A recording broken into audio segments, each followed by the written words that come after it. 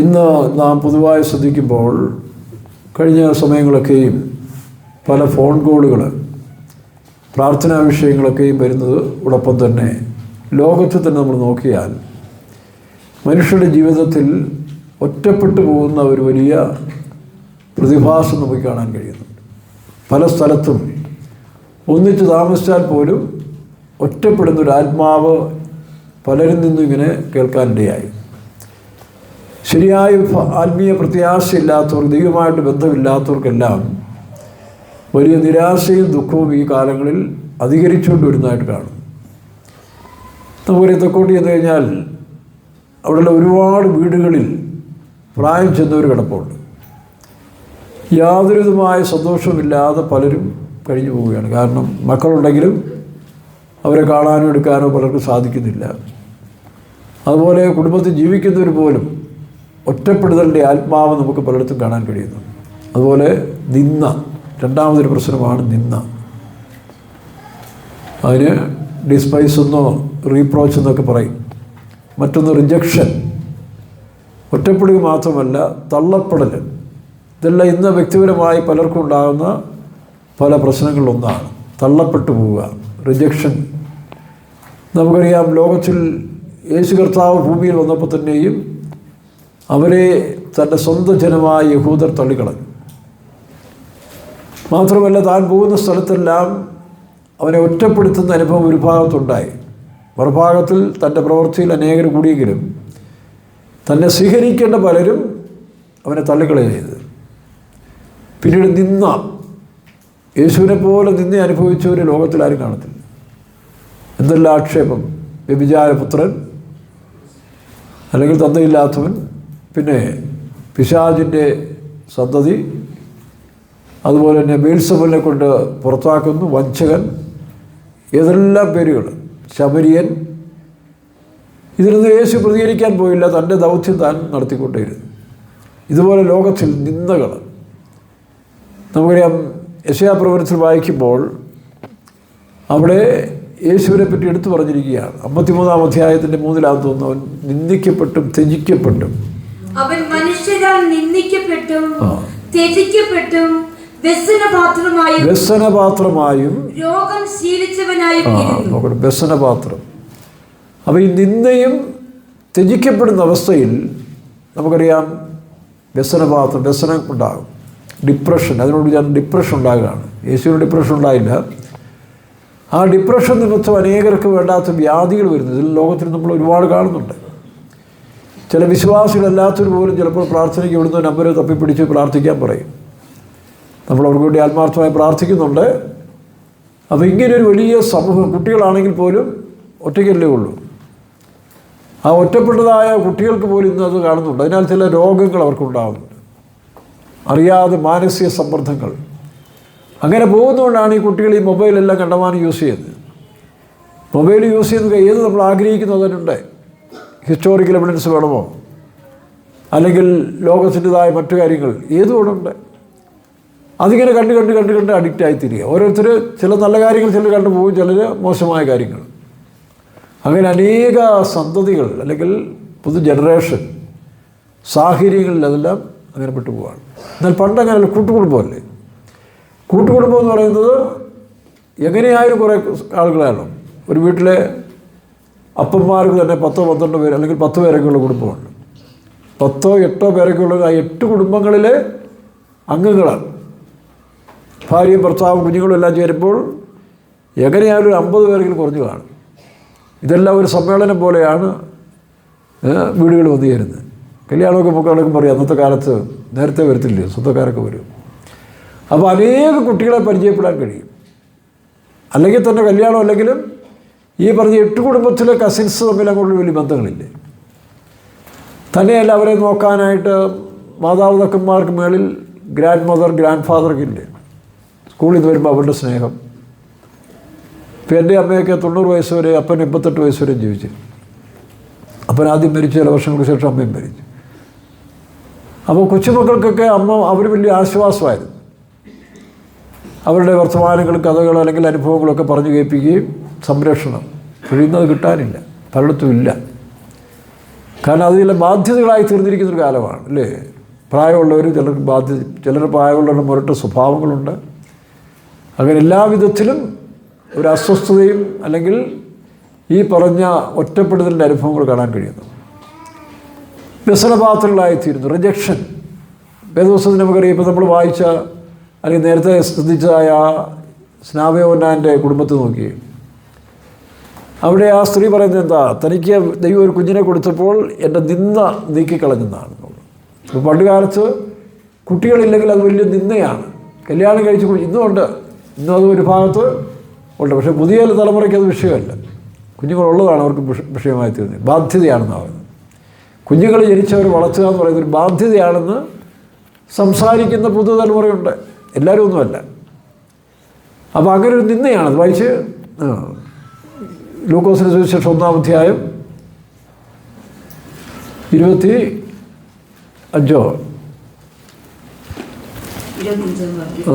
മനുഷ്യരുടെ ഇടയിൽ എനിക്കുണ്ടായിരുന്ന നിന്ദ നീക്കുവാൻ കർത്താവ് എന്നെ കടാക്ഷിച്ചു. മനുഷ്യരുടെ ഇടയിൽ എനിക്കുണ്ടായിരുന്ന നിന്ദ. അപ്പോൾ പല വിധത്തിലാണ് നിന്ദകൾ അല്ലേ.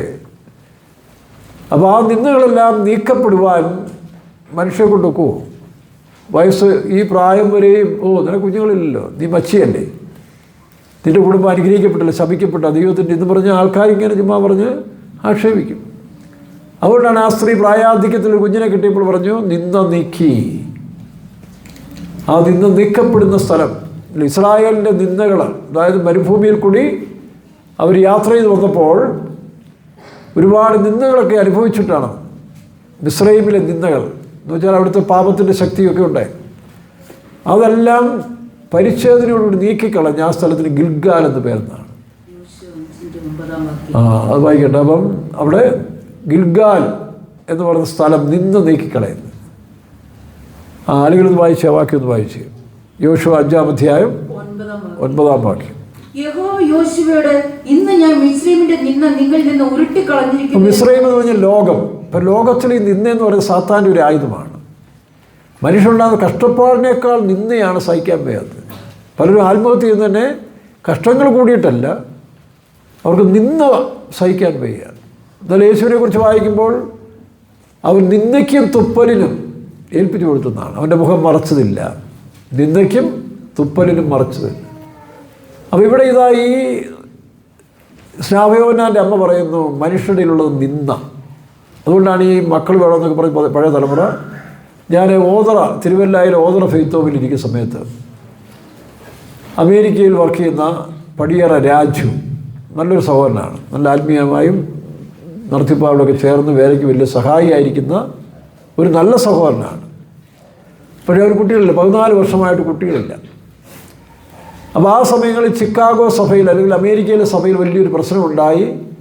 പാസ്റ്റർ ടിയു, പാസ്റ്റർ ഡോൺ ഇവരെല്ലാം ദൈവിക ഭാഗത്തിരിക്കുമ്പോൾ ചില ആളുകൾ എഴുന്നേറ്റ് അതിന് റിബലായി പ്രവർത്തിക്കുകയും ഒരുപാട് ആക്ഷേപിക്കുകയൊക്കെ ചെയ്തു. പാസ്റ്റർ ടിയുവിന് ഒരു ഭാര്യ കൊച്ചു കൊണ്ടെന്നൊക്കെ പറഞ്ഞപ്പോൾ അതുവരെയും ചുമ്മാ അടിച്ചങ്ങ് വിട്ടു. കാരണം നിന്ദിക്കണം, മറ്റുള്ളവരെ നിന്ദിക്കാൻ. പാസ്റ്റർ ഡോണിനെല്ലാം ഒരുപാട് ആക്ഷേപം പറഞ്ഞു. അപ്പോൾ ഈ രാജു ആ സമയത്ത് നോക്കണം, തൻ്റെ ഏറ്റവും അടുത്ത സ്വന്തക്കാർ ആ ശത്രുപക്ഷത്തേക്ക് എതിർപക്ഷത്ത് നിൽക്കുമ്പോൾ ഈ രാജു എന്ന് പറയുന്ന സഹോദരൻ ഈ ഭാഗത്ത് നിന്നു. അപ്പോൾ അവൻ്റെ അമ്മായിപ്പം പറഞ്ഞു, നീ ഞങ്ങളുടെ കൂടെ നിൽക്കാത്തതുകൊണ്ട് കോടികൾ വരുന്ന സ്വത്ത്, തൻ്റെ ഭാര്യയ്ക്ക് കൊടുക്കേണ്ടതായ സ്വത്ത് തരത്തിലെന്ന് പറഞ്ഞു. അവൻ സ്വത്തൊന്നും വേണ്ടെന്ന് പറഞ്ഞു. എന്നാലും ഞാൻ സത്യത്തിൻ്റെ ഭാഗത്ത് നിൽക്കത്തുള്ളൂ എന്ന് പറഞ്ഞ് അവൻ നേരെ ഇരുന്നു. അപ്പോൾ ആൾക്കാർ തന്നെ ആക്ഷേപിക്കുകയാണ്, നീ ഇങ്ങനെയൊക്കെ വലിയ ഭക്തനായി നിന്നിട്ട് ദൈവം നിന്നോട് കൂടി ഇല്ലല്ലോ, നിന്റെ കുഞ്ഞുങ്ങളില്ലോ എന്ന് പറഞ്ഞു.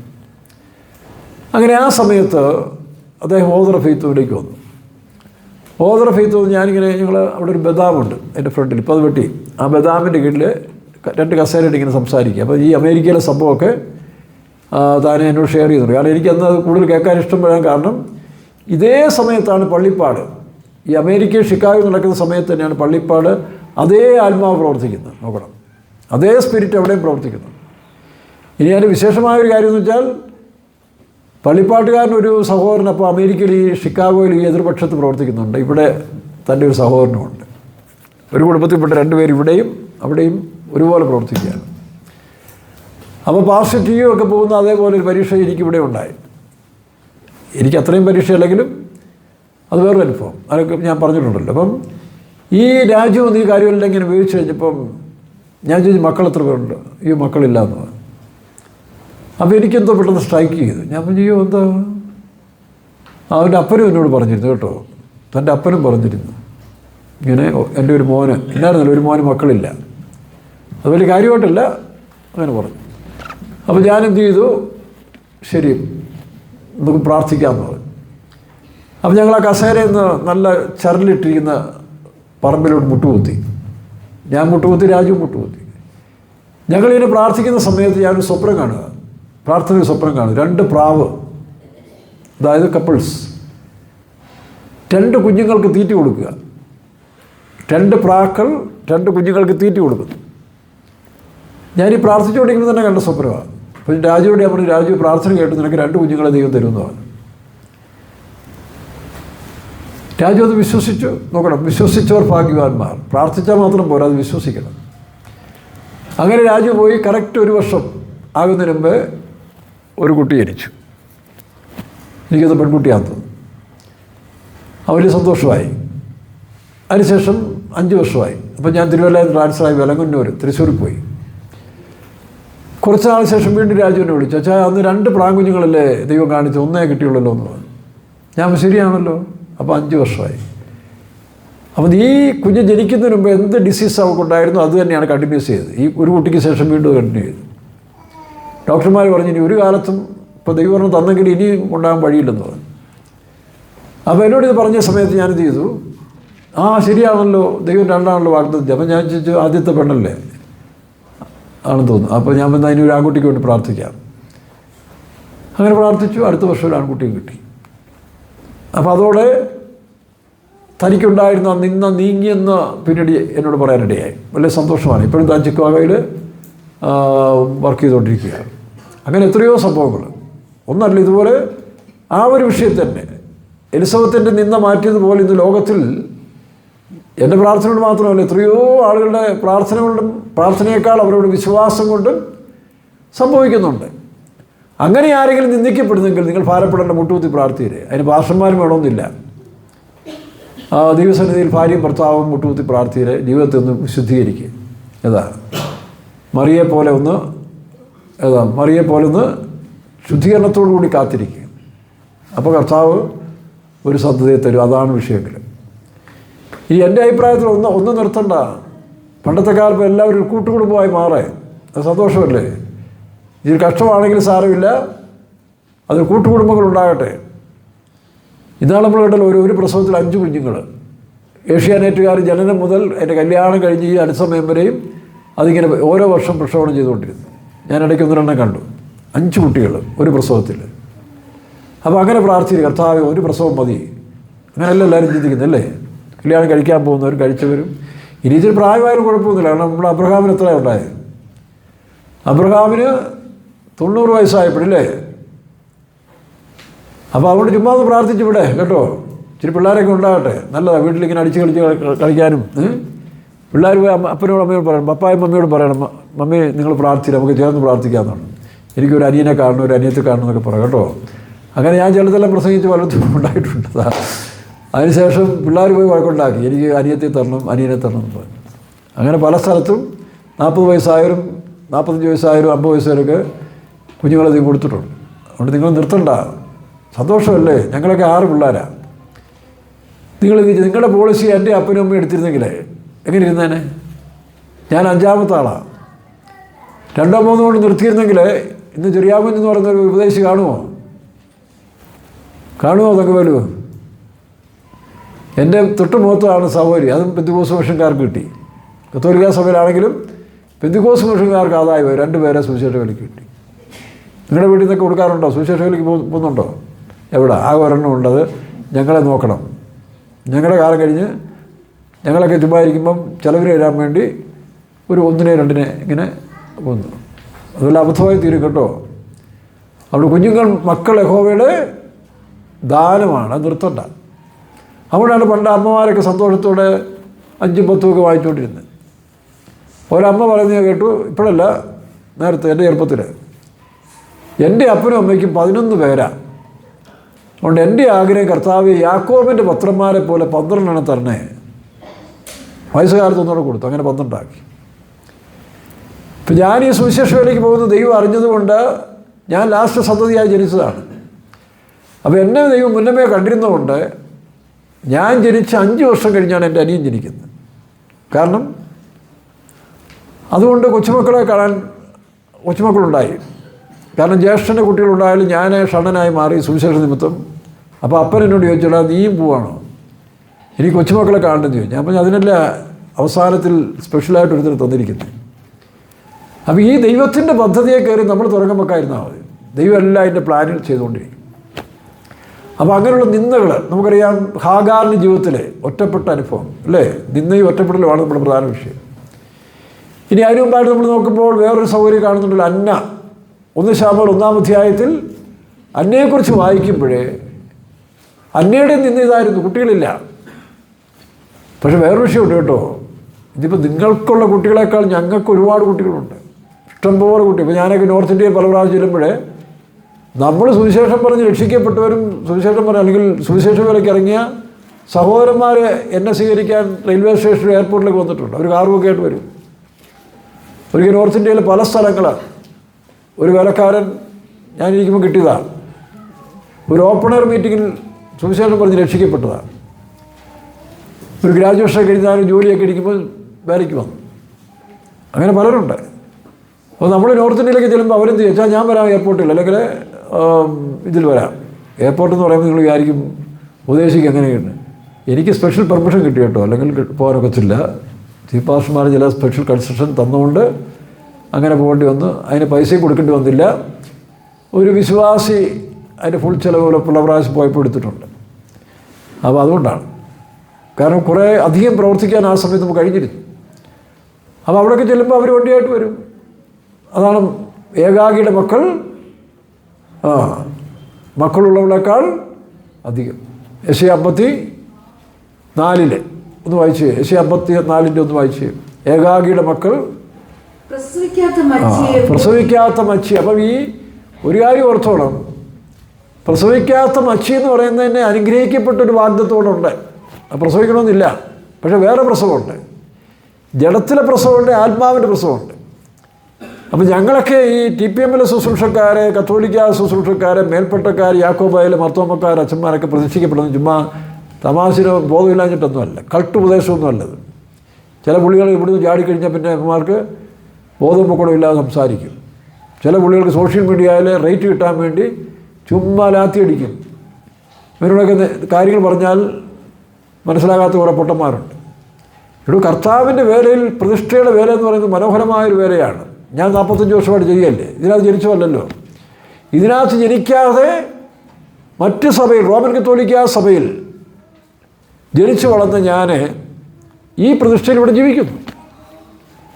എന്നെപ്പോലെ എത്രയോ പേര്, എൻ്റെ സിസ്റ്റർ കന്യാസ്ത്രീയാൻ പോയുള്ളൂ, അവളെ ദൈവം പിടിച്ചുകൊണ്ട് വന്നു. ഇത്രയും ഇവിടെ ഇരിക്കുന്നു 3-4 പേര്, എല്ലായിടത്തും ഉണ്ട്. ഇത് ഒരു ഭാഗ്യപരമായ വേലയാണ്. കാരണം എന്താ, വായിച്ചേ. പ്രസവിക്കാത്ത മച്ചിയെ ഘോഷിക്കുക. ഈ പ്രസവത്തിൽ നോവില്ല, പക്ഷെ പ്രസവത്തിന് ശേഷമാണ് നോവ്. എങ്ങനെ അറിയാം? പൗലോസ് പറഞ്ഞില്ലയോ, ഇവിടെ ഞങ്ങൾക്ക് പ്രസവിക്കുന്നതിന് നോവില്ല, പക്ഷേ പ്രസവിച്ചതിന് ശേഷമാണ് നോവ്. ആത്മാക്കളെ ആ പൂർണ്ണതയിൽ എത്തിക്കുവാൻ ഞങ്ങളുടെ ഒരു പങ്കുണ്ട്. അതാണ് പൗലോസ് പറയുന്നത്. ആ മഹത്വം പ്രാപിപ്പാനല്ലോ ഞങ്ങളെ ഈ സുവിശേഷ ഓട്ടത്തിന് വിളിച്ചത്. തെസ്സലോനിക്ക ലേഖനത്തിൽ 2:14 വായിക്കുമ്പോൾ ഈ മഹത്വം പ്രാപിപ്പാൻ വേണ്ടിയാണ് കർത്താവ് ഞങ്ങളെ ഈ സുവിശേഷ ഓട്ടത്തിൽ വിളിച്ചത്. ഇതൊക്കെ ഇന്ന് തുറന്നു പറയാൻ ചിലർക്ക് പേടി, ചിലർക്ക് പറയുമ്പോൾ അമ്മമാർക്ക് പ്രയാസമാണ്. കാരണം അവർക്ക് ആ മഹത്വമേറിയ ശുശ്രൂഷ ചെയ്യാൻ ഒക്കാത്തതുകൊണ്ട് ബുദ്ധിമുട്ടും പ്രയാസം കൊണ്ട് അടിച്ചു കളയും. ഇതൊക്കെ ശരിയല്ലെന്ന് പറയുകയാണ്. വായിച്ചേ. നമ്മുടെ കർത്താവായ യേശുക്രിസ്തുവിന്റെ മഹത്വം പ്രാപിപ്പാനല്ലോ അവൻ ഞങ്ങളെ സുവിശേഷ ഘോഷണത്താൽ നിങ്ങളെ രക്ഷിക്കും. അപ്പോൾ സുവിശേഷ ഘോഷണം എന്ന് പറയുന്നത് വലിയ ഉദ്യോഗമാണ്. ഇവിടെ ചപ്പൻ ചവരം പറയുന്നവന് കിട്ടുമല്ലോ. ഇന്നിപ്പോൾ ലോകത്തിൽ ഒരു കോളേജ് അധ്യാപകൻ എന്തുവാ പഠിപ്പിക്കുന്നത്? ഹിറ്റ്ലർ യഹൂദരെ കൊന്നു, ലോകചരിത്രം, വേൾഡ് ഹിസ്റ്ററി, മറ്റത് മറിച്ചെല്ലാം പഠിപ്പിക്കുന്നവന് കിട്ടും ലക്ഷങ്ങൾ, അല്ലേ? ലക്ഷങ്ങൾ കിട്ടും. പിന്നെ ഉപദേശിമാർ സുവിശേഷം അറിയിക്കുമ്പോൾ അവർക്കുള്ള ദൈവം തരും. വിശ്വാസികൾ പുറകെ പോയി കൈ നീട്ടേണ്ട ആവശ്യമില്ല. അതിന് ഈ കുലുക്കി കൊണ്ടാണ് ഉണ്ടിയോ എന്തായാലും ഒരു സഞ്ചി നോക്കി കൊടുക്കേണ്ട ആവശ്യമൊന്നുമില്ല. കാരണം അവർക്ക് നമ്മുടെ ദൈവം കൊടുക്കുന്നത്. വിശ്വാസികളെ നോക്കി ഒരു വേലക്കാരൻ ജീവിക്കാൻ വകുപ്പില്ല. എൻ്റെ നീതിമാൻ അങ്ങനെ ജീവിച്ച പോലെ കാര്യം നടക്കും. ഇപ്പോൾ നമ്മൾ ഇവിടുത്തെ ലക്ഷങ്ങൾ കോടികളുടെ പരിപാടികളാണ്. ആരുടെയെങ്കിലും പിരിക്കാൻ പോകുന്നുണ്ട്, ഒരുത്തരോട് ചോദിക്കാൻ പോകുന്നുണ്ട്, സഭയിൽ പിരിവുണ്ട്. സഭയിലെ വിശ്വാസികൾ തന്നെ കൊണ്ടുവരേണ്ടെന്നാണ് പറഞ്ഞിരിക്കുന്നത്. ആർക്കെങ്കിലും മനസ്സോടെ സന്തോഷമുള്ളവർ മാത്രം കൊടുക്കുക, അല്ലാത്തവരാരും കൊടുക്കണ്ട. കാരണം അതിൻ്റെ ആവശ്യമില്ല. ഇത് തമ്പുരാൻ തീർത്തോളൂ. എത്ര അത്ഭുതമായിട്ട് നടക്കുന്നു അല്ലേ? എത്ര അത്ഭുതമായ കാര്യങ്ങൾ നടത്തുന്നു. ഇതുകൊണ്ടാണ് ഈ വേല ദൈവത്തിൻ്റെ എന്ന് പറയുന്നത്, ഒരു വ്യക്തിയുടെ അല്ല. അപ്പോൾ അങ്ങനെ വിളിക്കപ്പെട്ട പ്രതിഷ്ഠിക്കപ്പെട്ട വേലയാണ് മൽക്കീസദേക്കിൻ്റെ ക്രമം. പിതാവില്ല മാതാവില്ല. അതുകൊണ്ടാണ് യേശു പറഞ്ഞത് ആ മൽക്കീസദേക്കിൻ്റെ ക്രമത്തിലെ ശുശ്രൂഷയാണ് യേശു സ്ഥാപിച്ചിരിക്കുന്നത്. ചില പെന്തക്കോസ്തുകാർക്ക് ഇത് കേൾക്കുമ്പോൾ ബുദ്ധിമുട്ടാണ്. നിങ്ങളുടെ വേല നിങ്ങൾ ചെയ്യ്, തെറ്റൊന്നുമില്ല. നിങ്ങളെ വിളിച്ചിരിക്കുന്നത് വിളിക്കത്തോളം ഇവിടെ കയറി ഈ TPMകാരെ ബുദ്ധിമുട്ടിക്കാൻ പോകാതെ. അവരെ വിളിച്ച ദൈവമല്ല, അവർ നടത്തിക്കോളും. നീ ഇവിടെ സോഷ്യൽ മീഡിയ ആയിരുന്നുകൊണ്ട് നിനക്ക് റേറ്റ് കിട്ടാൻ വേണ്ടി ഇതിനെ തട്ടാൻ നോക്കിയാൽ അധികം നാളെ മുന്നോട്ട് പോകത്തില്ല. ഇറങ്ങിയവരൊന്നും ശരിയായിട്ടില്ല. ആരംഭത്തിൽ തന്നെ ഒരു TG ഉമ്മച്ചൻ എന്ന് പറഞ്ഞ IPCയിൽ ഒരു ബഹർഫരായ ഭാഷയാണ്, ഒരുപാട് ആത്മീയ ഗുണമുള്ളവനാണ്. പക്ഷേ പുള്ളിക്കും തോന്നി ഈ പ്രസ്ഥാനം ഇവിടുന്ന് കെട്ടുകെട്ടിക്കണം. അതിന് പുസ്തകമൊക്കെ എഴുതി ഇത് ആദ്യത്തെ കൾട്ടുപദേശമാണ്, ദുർമാർഗികളാണ്, പിന്നെ പറയാൻ കൊള്ളാത്ത വാക്കുകളെല്ലാം പറഞ്ഞ് പ്രചരിപ്പിച്ചത് അന്നത്തെ IPCയിൽ ഒരു പ്രധാനപ്പെട്ട ഭാഷയാണ്. എന്നാൽ ഇതൊന്നുമല്ല.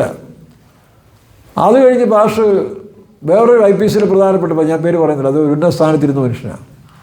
കുമ്പനാട്ട് നമ്മുടെ ഈ TPMകാരുടെ വേല ആരംഭിച്ചപ്പോൾ അദ്ദേഹം ഇങ്ങനെ പ്രസംഗിച്ചു, TPMൻ്റെ വേല കുമ്പനാട്ട് സ്ഥാപിക്കാമെങ്കിൽ കൈവെള്ളയെന്ന് ഞാൻ രോഗം പിടിതരാം. വല്ലതും ആവശ്യമുണ്ടോ?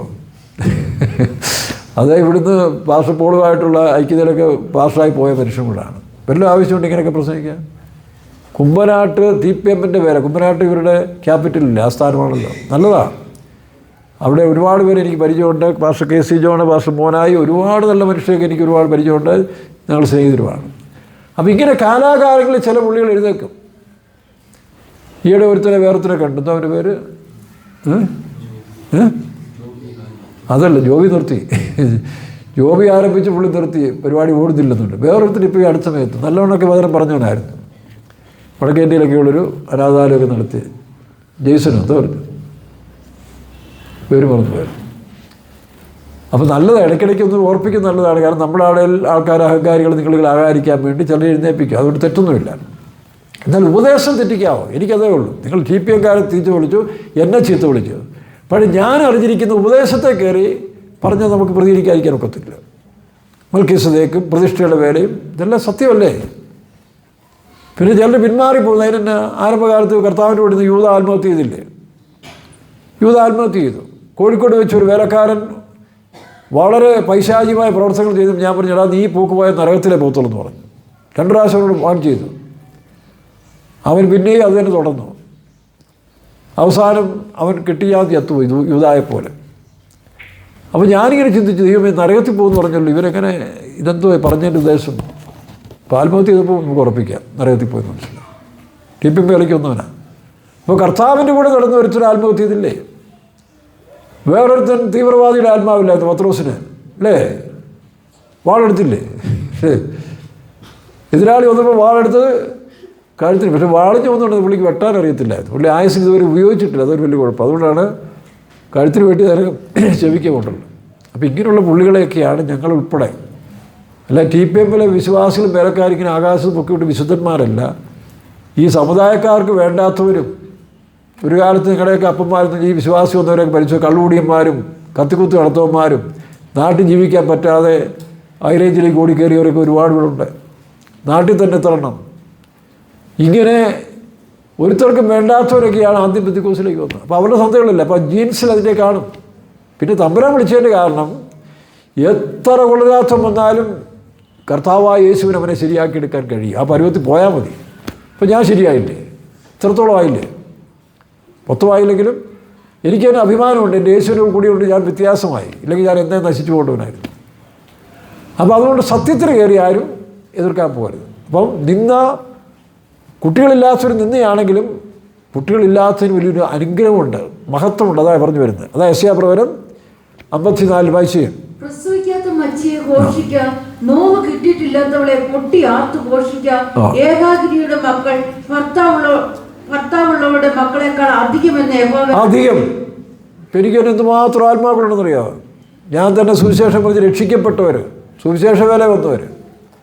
പട്ടംകൊള്ളിയിരിക്കുമ്പോൾ 20 പേരാ സുവിശേഷ വേലയ്ക്ക് വന്നത്. 17,000 പിന്നെയും വന്നു 3 പേര്.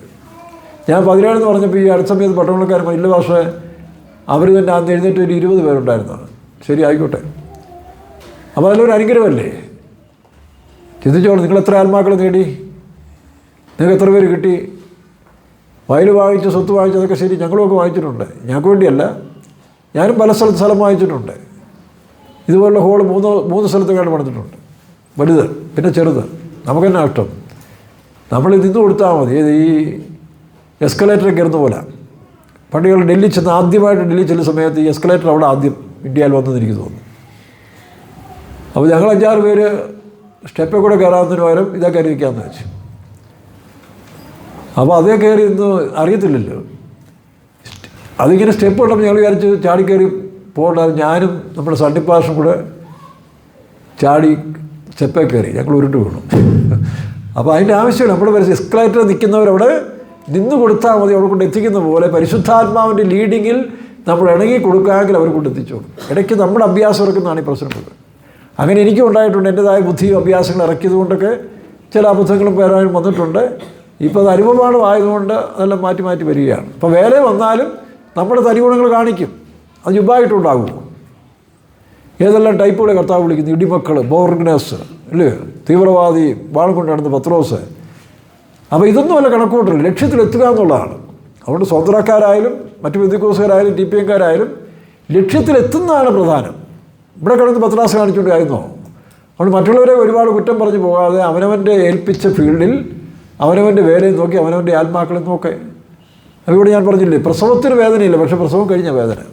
2 15-ാം അധ്യായത്തിൽ പൗലോസ് പറഞ്ഞു, വീണ്ടും നമ്മളിലുള്ള ആത്മീയ സന്തതി ഉരുവാക്കുന്നതിന് വേണ്ടി ഒരു പ്രസവവേദന അനുഭവിക്കുന്നുണ്ട്. വായിച്ചേ, 2 സ്ഥലത്ത് പറയുന്നുണ്ട്. ക്രിസ്തുവിനുള്ള ഏകാഗ്രത നിർമ്മലയും വിട്ടു പോകുമെന്ന് ഞങ്ങൾ 2 15-ാം അധ്യായത്തിൻ്റെ 1-ാം വാക്യം മുതൽ വായിച്ചേ. നിങ്ങൾ എന്റെ പക്കൽ അസാരം ബുദ്ധിഹീനത പുറത്തു കൊണ്ടാൽ കൊള്ളായിരുന്നു. അതെ, നിങ്ങൾ എന്നും പുറത്തു കൊണ്ടുവരല്ലോ. ഞാൻ നിങ്ങളെ കുറിച്ചുള്ള ദൈവത്തിന്റെ എരിവോടെ എരിയുന്നു. അടുത്ത്, ഞാൻ ക്രിസ്തു എന്ന ഏകപുരുഷന് നിങ്ങളെ നിർമ്മല കന്യകയായി. അപ്പോൾ ആ എരിവെന്നുള്ള സ്ഥാനത്തിൽ മറ്റൊരു ട്രാൻസ്ലേഷൻ വേദന എന്നാണ്. ഞാൻ വേദനയോടുകൂടി ഈ പ്രവർത്തനം ചെയ്യുകയാണ്. എന്തിനാണ്? ക്രിസ്തുവിൻ്റെ നാളിൽ വായിച്ചേ. ഞാൻ ക്രിസ്തു എന്ന ഏകപുരുഷന് നിങ്ങളെ നിർമ്മല കന്യകയായി ഏൽപ്പിപ്പാൻ വിവാഹ നിശ്ചയം ചെയ്തിരിക്കുന്നു. എന്നാൽ സർപ്പം ഹവ്വായെ ഉപായത്താൽ ചതിച്ചതുപോലെ. ഈ സർപ്പം എന്ന് പറഞ്ഞാൽ പിശാച് ഇങ്ങനെ പൊത്തിമുക്കിൽ വരുന്നല്ല, ദുരുപദേശങ്ങൾ, തെറ്റായ ഉപദേശങ്ങൾ, തെറ്റായ ഗൈഡൻസ്. ഇന്ന് ബൈബിളിൽ പലതും പറയത്തില്ലേ. പലരും എന്താ പറയുക, സോഷ്യൽ മീഡിയ കൂടെ അടിച്ച് തകർക്കുകയല്ലേ. പെന്തിക്കോസിൽ അങ്ങനെ വേണ്ട, ഇങ്ങനെ വേണ്ട, എല്ലാം. അവന്മാർക്കൊന്നും ഇത് കേൾക്കാൻ ഇഷ്ടംപോലെ ആൾക്കാരുണ്ട്. ഭൂരിപക്ഷവും തിരിഞ്ഞു പോകുന്നുണ്ട്. അത് കേട്ടുകൊണ്ടിരിക്കുന്നത് അവർക്ക് ആശ കിട്ടും. ഈ മണ്ടന്മാരോ അറിഞ്ഞ സത്യത്തെ, ഇതിൽ ജനിച്ചു വളർന്നവന്മാർ പോലും ഈ സത്യത്തെ നിഷേധിച്ചുകൊണ്ട് ജീവിക്കുകയായിരുന്നു. അതുകൊണ്ട് സർപ്പം എന്ന് പറഞ്ഞാൽ ദുരുപദേശം പറയും. അടുത്ത്, എന്നാൽ സർപ്പം ഹവ്വായെ ഉപായത്താൽ ചതിച്ചതുപോലെ നിങ്ങളുടെ മനസ്സ് ക്രിസ്തുവിനോടുള്ള ഏകാഗ്രതയും നിർമ്മലതയും വിട്ട് വഷളായി പോകുമോ എന്ന് ഞാൻ ഭയപ്പെടുന്നു. ഗലാത്യ ലേഖനം 4:19 വായിക്കുമ്പോൾ ആത്മീയമായി ജനിച്ച സന്തതികൾ അത് വിട്ടുപോകുമ്പോൾ ഉണ്ടാകുന്ന പ്രസവവേദന പൗലോസ് പറയുകയാണ്. ഇപ്പോൾ ശരിയായ ശുശ്രൂഷകരെ ജനിപ്പിച്ചാൽ മാത്രം പോലെ ജനിപ്പിച്ച സന്തതികളെ കർത്താവിൻ്റെ സന്നിധിയിലേക്ക് എത്തും വരെയുള്ളതായ ഒരു ഭാരമുണ്ട്. പിന്നെ അവരായിട്ട് യൂദായെ പോലെ നശിച്ചാൽ കർത്താവ് പറയുന്നില്ലേ, പിതാവേ എനിക്ക് തന്നവരെല്ലാം ഞാൻ സൂക്ഷിച്ചു, ആ നാശയോഗ്യൻ ഒഴികെ. അത്രയേ ഉള്ളൂ. ഇപ്പോൾ എൻ്റെ ലൈഫ് നോക്കിക്കഴിഞ്ഞാൽ ആരും തന്നെ പിന്മാറിപ്പോയതാണ് എനിക്കറിയത്തില്ല. പിന്മാറിയൊരു തിരിച്ചു വന്നതല്ലാതെ പിന്മാറിപ്പോയവർ, അതായത് ശരിയായ ആത്മയാക്കൾ ഒരെണ്ണം പോലും പിന്മാറിയാണ്ട് എനിക്കറിയത്തില്ല. കാരണം നമ്മളത് ആഗ്രഹിക്കുന്നില്ല. അഥവാ പോയെങ്കിൽ ഈ പറഞ്ഞ പോലെ ഈ ലിസ്റ്റിലില്ലാത്തവന്മാരാണ്. സംവിശ്രമം എന്തോ കണ്ടുകയറി ആവശ്യങ്ങൾക്ക് വന്നവരാണ്. യേശുവിൻ്റെ കാലത്ത് വന്നവർ ബഹുപുരുഷാരും വിട്ടുപോയില്ലേ. കാരണം അതുപോലെ ഒരു ഭാരമെടുത്താണ് നമ്മളിപ്പോഴും സഭയെ നടത്തുന്നത്. നമുക്കുള്ള ആത്മാക്കളെ ദൈവസനിൽ ജാഗരിക്കുന്ന ഒരു വേലക്കാരൻ അങ്ങനെ ആയിരിക്കണം. ഞാൻ മാത്രമല്ല, എല്ലാവരും വായിച്ച് ഗലാത്യർ 4:19. ക്രിസ്തു നിങ്ങളെ ഉരുവാക്കുവോളം ഞാൻ പിന്നെയും പ്രസവ വേദനപ്പെടുന്നവരായ എൻ്റെ. അപ്പോൾ അതാണ് നഷ്ടപ്പെട്ടു പോകുന്ന ആത്മീയ അനുഭവങ്ങളെ ജനങ്ങൾക്കുള്ള വീണ്ടെടുക്കാൻ വേണ്ടിയുള്ള ഗർഭവേദന. അപ്പം ആത്മീയ ശുശ്രൂഷകർക്കും വിശ്വാസികൾക്കില്ലേ, ഞാനൊക്കെ വിശ്വാസിയായിരിക്കും എന്തോ ഒരു ഭാരത്തോടെ, അയ്യോ രാത്രിയൊക്കെ ഇരുന്ന് ദേശത്തിന് വേണ്ടി പ്രാർത്ഥിക്കും. എല്ലാ രാജ്യങ്ങൾക്കും വേണ്ടി പ്രാർത്ഥിച്ചാൽ തീരണ്ടേ? ഈ രാജ്യങ്ങളെല്ലാം പേര് പറഞ്ഞ് പ്രാർത്ഥിക്കും, മുഴുവൻ ലോകത്തിന് വേണ്ടി പ്രാർത്ഥിക്കും. മുഴുവൻ ലോകത്തിന് വേണ്ടി ഒറ്റവാക്കി പ്രാർത്ഥിക്കുകയല്ല, ഓരോ രാജ്യത്തിൻ്റെയും പേര് പറഞ്ഞ് പ്രാർത്ഥിക്കും. എത്രയോ കാലങ്ങൾ. കാരണം അങ്ങനെ ഒരു ഭാരം തന്നിരുന്നു. അതാണ് പൗലോസ് മുഴുവൻ ലോകത്തെക്കുറിച്ചുള്ള ചിന്താഭാരം. അപ്പോൾ ശരിയായ ആത്മീയർക്ക് അങ്ങനെ ഉണ്ടാകും. അല്ലാത്തവനെന്നെ വല്ലതും കഴിച്ചു പിടിച്ച് കളിപ്പീരം നടത്തി പോയി കിടന്നുറങ്ങും. അവസാനം ഒറ്റയടിക്ക് ന്യായവിധിയും വരും. വായിക്കാം. ക്രിസ്തു നിങ്ങളിൽ ഉരുവാകും പിന്നെയും ഞാൻ പിന്നെയും പ്രസവ വേദനപ്പെടുന്നവരായ എൻ്റെ കുഞ്ഞുങ്ങളെ. അതിൻ്റെ അർത്ഥം ഇത് ആത്മീയരോടുള്ള ദൂതാണ്, അല്ല കുഞ്ഞുങ്ങളെ ജനിപ്പിക്കുന്നതല്ല. കുഞ്ഞുങ്ങളായതിനു ശേഷം ആത്മീയരല്ലാതെ പോകുമ്പോൾ ദൈവത്തിൻ്റെ പ്ലാനിൽ അത് സങ്കടവും ദുഃഖവും വരും. ഇത്രയും അധ്വാനിച്ചിട്ട് അവസാനം ഇതെല്ലാം തലതിരിഞ്ഞു പോകുന്നില്ല. ലോകത്തിലുണ്ടാകുന്ന ദുഃഖം പോലെ. അപ്പം പ്രസവിക്കാത്തവർക്കുണ്ടാകുന്ന മക്കൾ അധികം, പക്ഷെ അവിടെ ഉണ്ടാകുന്ന വേദന എന്ന് പറഞ്ഞാൽ അവരുടെ ആത്മാവിൻ്റെ പൂർണ്ണതയില്ലാത്തവരാണ്. അപ്പോൾ എല്ലാവർക്കും ഉണ്ട് ഇതൊക്കെ. അപ്പം നിന്ന നമുക്കറിയാം, ശമൂലിലെ പ്രവാചകൻ എന്ന് പറഞ്ഞൊരു വലിയ മനുഷ്യനെ ഒഴിവാക്കുന്നതിന് മുൻപ് ദൈവം ഒരു ബ്ലോക്ക് കൊടുത്തിരുന്നു. ഇത് ശ്രദ്ധിച്ചോണം കേട്ടോ. ഇനി തിരിച്ചു വരാം, വായിക്കാം.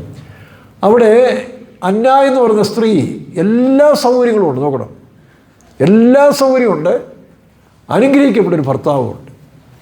ആ ഭർത്താവ് പറയുക, നിനക്ക് മക്കളില്ലേ, ഞാനില്ലേ, 10 പുത്രന്മാരെക്കാൾ നിനക്ക് നല്ലതല്ലേ.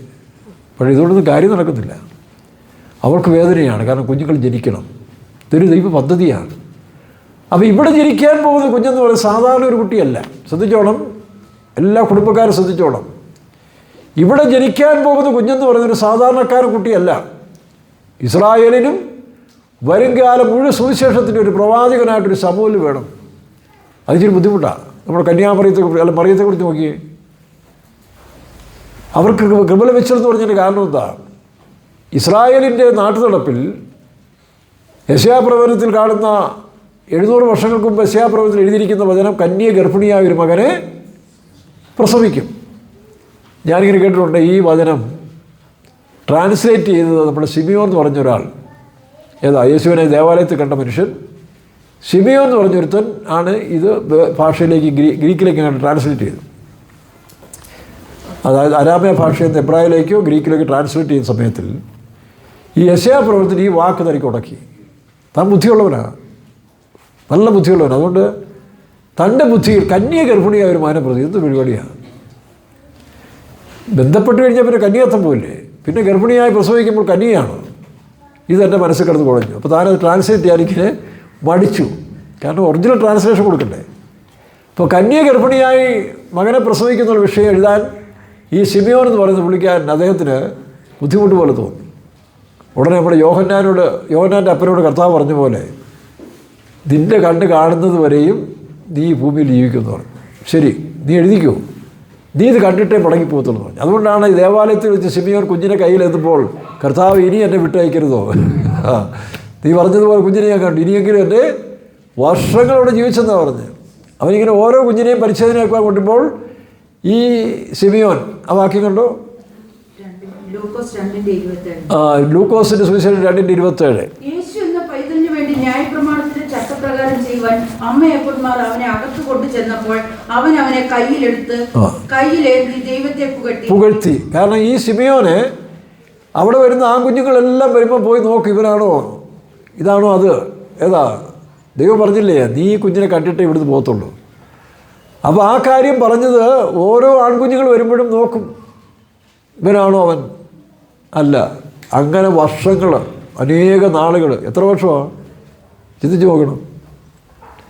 ഏത് വർഷത്തിലാണ് ട്രാൻസ്ലേഷൻ എഴുതുന്നില്ലെങ്കിലും ഒരു 10-100 വയസ്സിനൊക്കെ മേളിൽ പോയി. താനിങ്ങനെ നടക്കുക, നിറച്ചു മൂത്ത് ഇങ്ങനെ ദേവാലയം വിട്ട് പിരിയാതെ ഇങ്ങനെ ഓരോ കുഞ്ഞുങ്ങളും ജനിക്കുമ്പോൾ കാത്തിരിക്കുക. അവസാനം കണ്ടെത്തി, കയ്യിലെത്തപ്പോൾ ആത്മാവിൻ്റെ ഡീലിങ്സ് ഉണ്ടായി. വായിച്ചേ. ഇപ്പോൾ നാഥ തിരുവചനം പോലെ നീ അടിയനെ നോക്കണം. ഇപ്പോൾ നാഥ തിരുവചനം പോലെ നീ അടിയനെ സമാധാനത്തോടെ വിട്ടയക്കുന്നു. നോക്കണം, മതി. സമാധാനത്തോടെ വിട്ടയക്കുന്നു. കണ്ട് തൃപ്തരായി മരിച്ചു. അപ്പം അങ്ങനെ ആ ശിമിയോൻ എന്ത് ചെയ്തു? ഈ യേശുവിനെ കണ്ടെത്തി. അപ്പോൾ ഈ കന്യയെ അല്ലെങ്കിൽ യേശുവിനെ പിറപ്പിക്കാൻ വേണ്ടി മറിയം വിവാഹം നിശ്ചയം കഴിഞ്ഞൊരു സ്ത്രീയായിരുന്നു. കന്യകത്വത്തിന് വേണ്ടി കോൺവെൻറ്റിൽ മഠത്തിൽ താമസിച്ചവളാണ്. അന്ന് ഇസ്രായേൽ ഒരു നാട്ടിടപ്പുണ്ട്. ഈ പറഞ്ഞ കന്യ ഗർഭിണിയായ മകനെ പ്രസവിക്കുമെന്ന വാഗ്ദത്തം നിറവേറ്റാൻ കന്യാസ്ത്രീകളെ പോലെ കന്യാത്വത്തിന് വേണ്ടി കാത്തിരുന്ന പെൺകുട്ടികളുണ്ടായിരുന്നു. ഈ കോൺവെൻറ്റുകൾ എന്ന് പറഞ്ഞാൽ മഠത്തിൽ താമസിക്കുമായിരുന്നു അവർക്ക് പ്രത്യേക സംവിധാനം ഉണ്ടായിരുന്നു. ഏകദേശം ടീനേജിൽ തന്നെ ആ പിള്ളേർ വരും. 13 വയസ്സാകുമ്പോൾ 12-13 വയസ്സാകുമ്പോൾ ഈ മഠത്തിൽ താമസിക്കും. ഇന്നത്തെ കാലത്തൊക്കെ നേരത്തെയല്ല കല്യാണം. അപ്പോൾ കന്യകത്വ കാലം എന്ന് പറയുന്ന ഒരു കാലമുണ്ട്. ടീനേജിൻ്റെ കാലമാണെന്ന് എൻ്റെ അറിവിൽ. ടീനേജിൻ്റെ കാലമാണ്. ടീനേജ് എന്ന് പറഞ്ഞാൽ അതാണ്. ടീനേജ് എന്ന് പറഞ്ഞാൽ 13 മുതൽ 19 വരെ. അതായത് 13, 14, 15, 16, 17, 18, 19. ഈ 19, 13 അതാണ് ടീനേജ് എന്ന് പറയുന്നത്. ചിലരുടെ ടീനേജ് വെച്ചാൽ അവർക്ക് അറിയത്തില്ല. ഇതുതന്നെയാണ് 13 മുതൽ 19 വരെ. എൻ്റെ ടീനേജ് അവസാനിക്കുന്ന സമയത്താണ് കർത്താവ് എൻ്റെ 19ാമത്തെ വയസ്സിൽ കണ്ടെത്തിയത്. അപ്പോൾ ഈ ടീനേജ് കഴിയുമ്പോൾ അല്ലെങ്കിൽ കന്യാസ്ത്രീത്തിനൊരു സമയം വെച്ചിരുന്നു. ആ സമയത്തിൽ ഈ കന്യാസ്ത്രീകൾ അല്ലെങ്കിൽ പെൺകുട്ടികൾ യേശു ജനിച്ചില്ലെങ്കിൽ അവർക്ക് പിന്നെ കല്യാണം കഴിക്കാം. പിന്നെ അടുത്ത ബാച്ച് വരും. അതുകൊണ്ടാണ് ഇവരുടെ കന്യാസ്ത്രീകാലം കഴിഞ്ഞ് വിവാഹ നിശ്ചയം നടത്തി. ഇനി ഒരു കാലത്തും ആ മറിയത്തിൽ യേശു ജനിക്കത്തില്ല. മനസ്സിലാവുന്നോ? അതാണ് കൃപ ലഭിച്ചെന്ന് പറയുന്നത്. ഇസ്രായേലിൻ്റെ വ്യവസ്ഥ പ്രകാരം കന്യകാലം കഴിഞ്ഞവളാണ്. ഇനി വേറൊരുത്തരെ കാണുന്നുണ്ടല്ലോ, അന്ന, വേറൊരു അന്നായ അല്ലേ? മത്തായി സുവിശേഷത്തിലും ലൂക്കോസ് സുവിശേഷത്തിലാണ്. അവൾ കന്യകാലം കഴിഞ്ഞ് പിന്നെ ഭർത്താവിനോട് ജീവിച്ചു, പിന്നെ വിധവയായി. 3 ഘട്ടത്തിൽ ജീവിച്ചൊരു സ്ത്രീയുണ്ട്. മത്തായി സുവിശേഷം 2-ലാണെന്ന് തോന്നുന്നു, അല്ലെങ്കിൽ ലൂക്കോസ് സുവിശേഷത്തിൽ തന്നെ ഉണ്ട്. അന്ന എന്ന് പറയുന്ന ഒരു പ്രവാചകി ദേവാലയം വിട്ടുപിരിയാതെ 2:34 വായിക്കുക. മൈക്ക് വായിക്കുക, ശബ്ദമായിട്ട് വായിക്കുക.